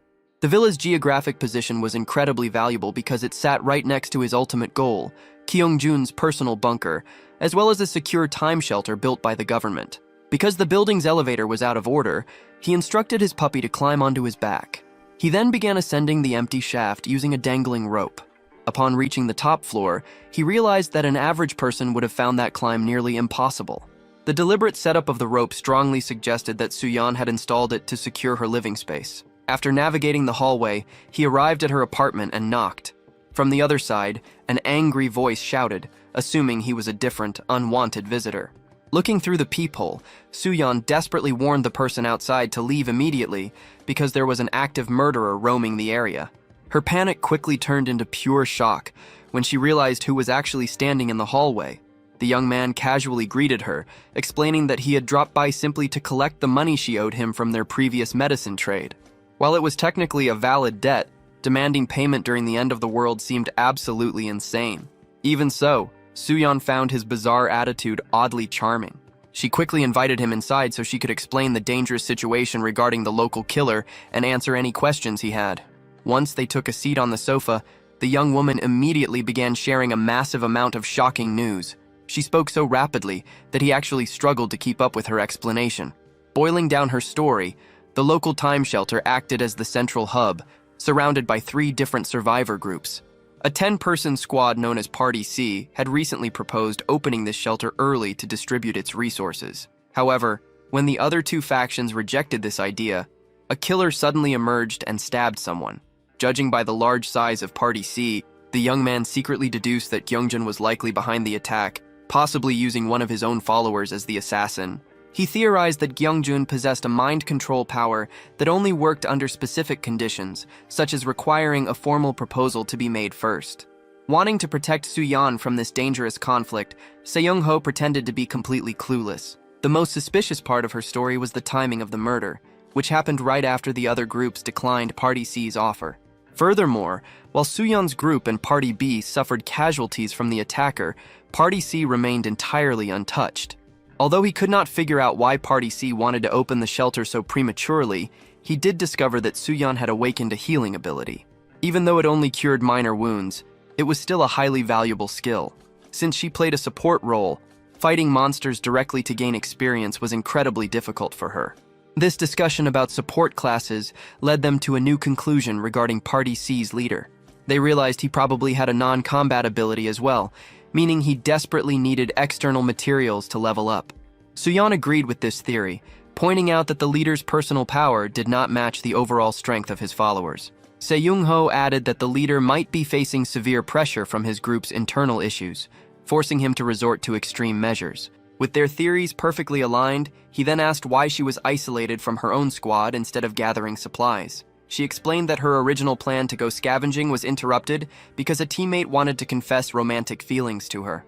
Extremely frustrated, she complained that her group was full of foolish people, driven solely by their own lust. This annoying environment perfectly explained why she had been so furious when he first knocked on her door. Although the young man was completely unprepared for such an unusual situation, Suyeon defended her teammates by explaining that they were not inherently bad people. She then asked about his future plans. Upon hearing that he intended to secretly observe the time shelter, she expressed deep concern for his safety. He quickly calmed her fears, reassuring her that it would strictly be a scouting mission.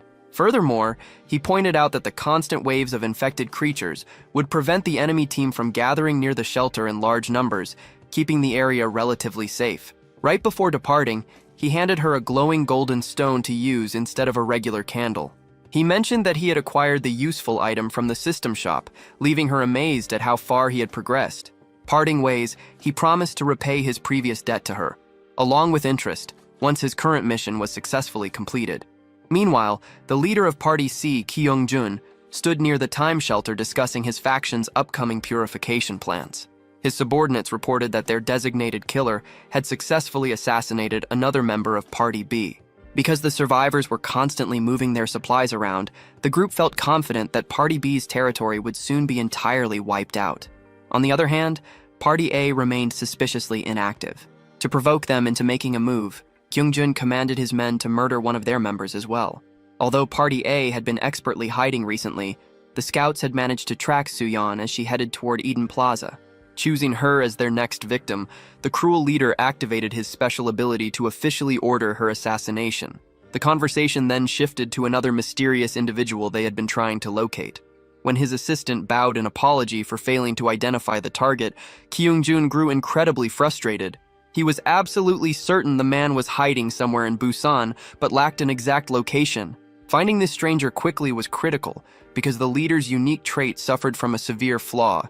He was no longer receiving system points when his controlled followers secured kills. He deeply feared that if he did not resolve this issue soon, the mysterious player known as Unknown, the same person who possessed paralysis poison even before the world ended, would completely destroy him. Additionally, Kyung-jun was desperate to reach level 15 before a scheduled auction summit to ensure the other regional bosses would respect his authority.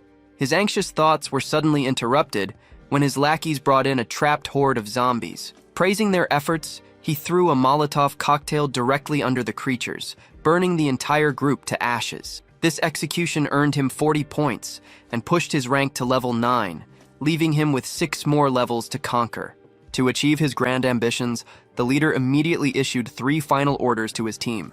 They were instructed to figure out how to unlock the time shelter's mechanism, gather more infected monsters for his personal leveling, and, above all else, hunt down the player known as Unknown. From the safety of his portal, the young man happily observed the frustrated enemy leader shouting orders. He secretly hoped that his opponent would not act too hastily. After all, with Suyeon's assistance, the very person actively searching for him was about to become the prey. Meanwhile, events unfolded exactly as the young woman had predicted. One of her teammates suddenly dropped to one knee to declare his romantic feelings. She found his behavior incredibly frustrating, considering that a dangerous murderer was currently roaming the area. Relying on his clairvoyance ability, the foolish man insisted they were perfectly safe. She sharply criticized his carelessness, reminding him that another group member had recently been killed during a supply mission. Although he argued that the assassin was supposedly busy in a different territory, she was exhausted by his constant assumptions without any proof. After he desperately pleaded to be her boyfriend, she rejected him completely and turned to walk away. Just then, the teammate suddenly grabbed his chest in pain. Recognizing this specific ache as a clear warning sign, the young woman realized the killer was approaching and that her companion's powers had failed them once again. Knowing the assassin likely possessed tracking skills, she urged them to escape the plaza before a deadly barrier could be activated. The man attempted to use his powers to locate the threat, but the knife-wielding enemy was already walking right toward them. Even while blaming her useless teammate for bringing bad luck, she managed to notice a crucial detail. The attacker was wearing the exact same uniform used by Party C. Without wasting time, the murderer triggered a death field, locking them inside a forced combat zone. Because neither of the survivors had fighting abilities, their only option was to hide from the combat-oriented assassin. She quickly scolded her companion for forgetting the basic rule that killers were temporarily unable to run at the very start of a deathmatch. Putting her survival plan into action, she instructed him to prepare a special flashlight that was immune to the metal-destroying plague. While preparing to defend herself, she silently hoped that her trusted ally would arrive in time to rescue them. Suddenly, the attacker lunged forward to slice her throat. Moving quickly, she dodged the initial strike and shined the bright flashlight directly into his eyes. However, instead of using the enemy's temporary blindness to run away, she paused to celebrate her successful counterattack. This brief hesitation cost her dearly. The killer recovered and delivered a brutal punch that sent her crashing backward. Spitting up blood, she realized her foolish mistake as the murderer closed in to finish the job, leaving her desperately begging her cowardly teammate for assistance. Watching the man who had just begged to be her boyfriend flee in absolute terror only validated the young woman's decision to reject him. Assuming her life was over, she shut her eyes as the assassin prepared a lethal strike. However, a familiar voice suddenly broke the tension, questioning why she was giving up. The protagonist had arrived just in time, instantly knocking the weapon away before delivering a massive kick to the attacker's stomach, returning the exact same brutal treatment the killer had inflicted on her. Reaching out to help her up, he firmly reminded her that dying was simply not an option today. A short while later, he gave her time to treat her injuries, which were steadily improving thanks to her natural recovery skills. During this brief rest, he verified that the leader of Party C possessed a psychic ability capable of brainwashing people, perfectly explaining his followers' blind loyalty.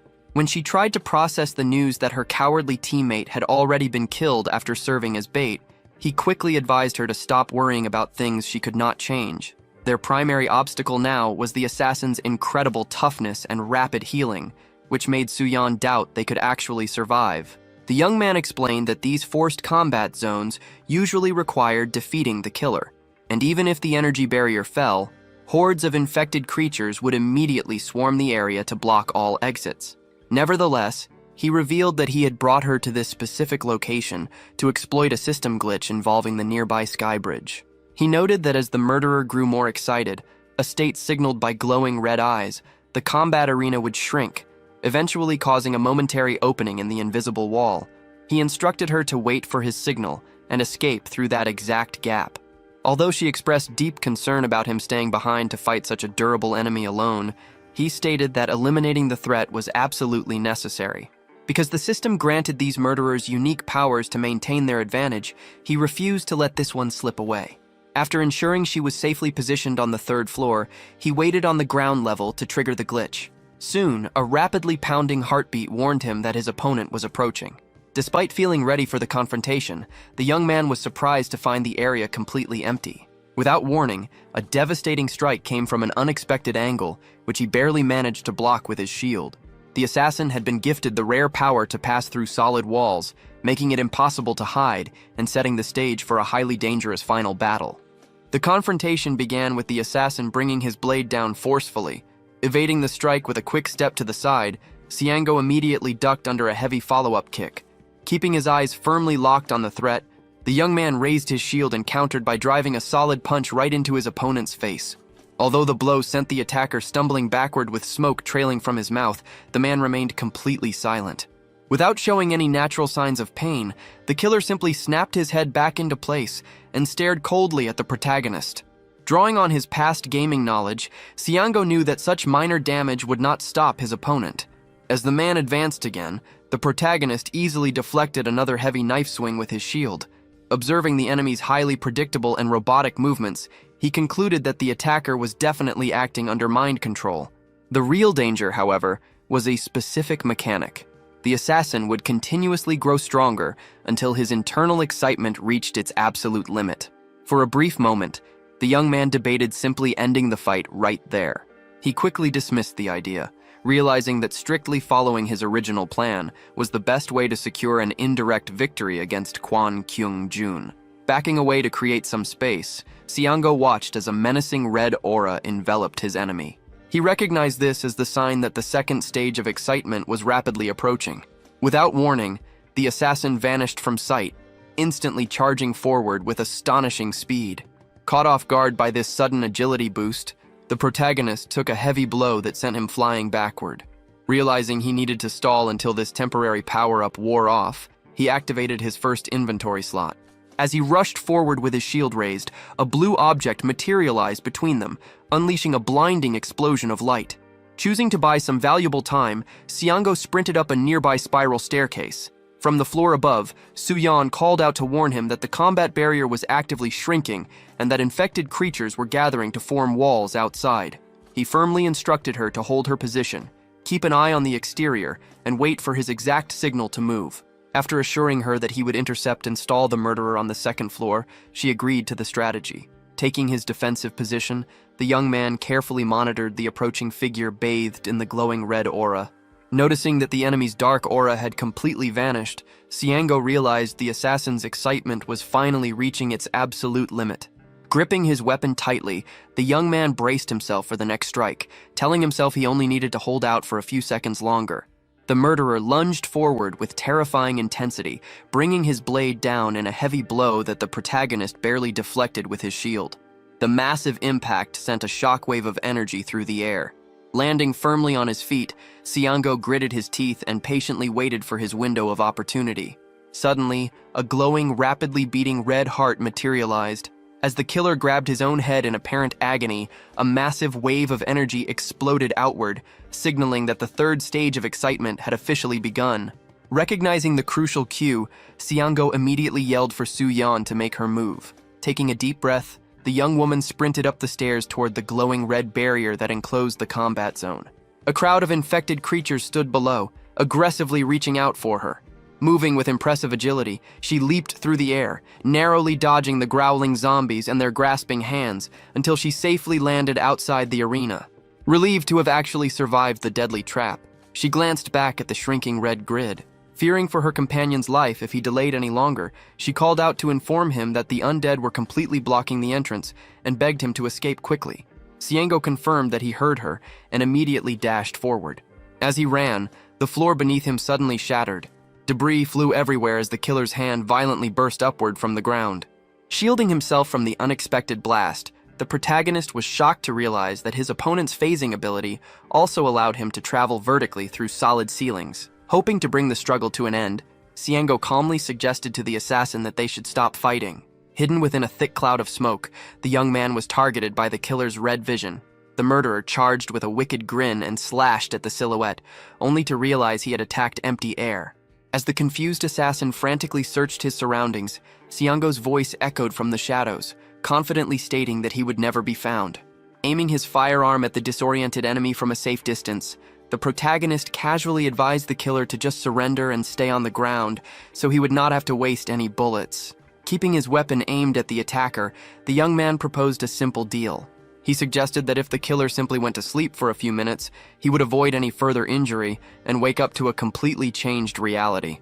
Meanwhile, outside the combat zone, a massive crowd of infected creatures struggled and reached out wildly. Suddenly, Siango summoned his dimensional gateway.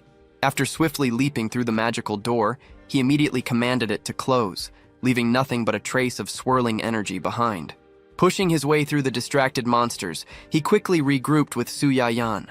The young woman was completely bewildered, wondering aloud how he had managed to bypass the solid wall of zombies without getting caught. Grabbing her hand, he urged her to keep moving, promising to explain the details later. He knew they had no time to waste. The undead would actively start hunting them the moment the temporary death field vanished, and the dangerous assassin was still very much alive. When she suggested they retreat to the safety of her apartment, he firmly rejected the idea, deciding instead that they needed to head directly for the time shelter. Confused by this seemingly reckless choice, she asked for his reasoning. He explained his intention to redirect the deadly murderer toward Party C. She immediately pointed out a major flaw in this plan, reminding him that the enemy leader currently had complete mind control over the assassin. As they continued their escape, the protagonist confidently replied that the psychic link was likely already broken. He recalled an old informational video which stated that once a forced deathmatch concluded, all negative status effects affecting the killer were automatically erased. Processing this crucial detail, the young woman deduced that the brainwashing must have been cured as well, finally realizing that this had been his master strategy from the very beginning. Praising her sharp intuition, he outlined his ultimate objectives. They would let the freed assassin unleash chaos on Party C, effectively protecting the shelter in the process. Glancing at her, he confidently reasoned that using underhanded tactics against corrupt enemies was a perfectly fair way to fight.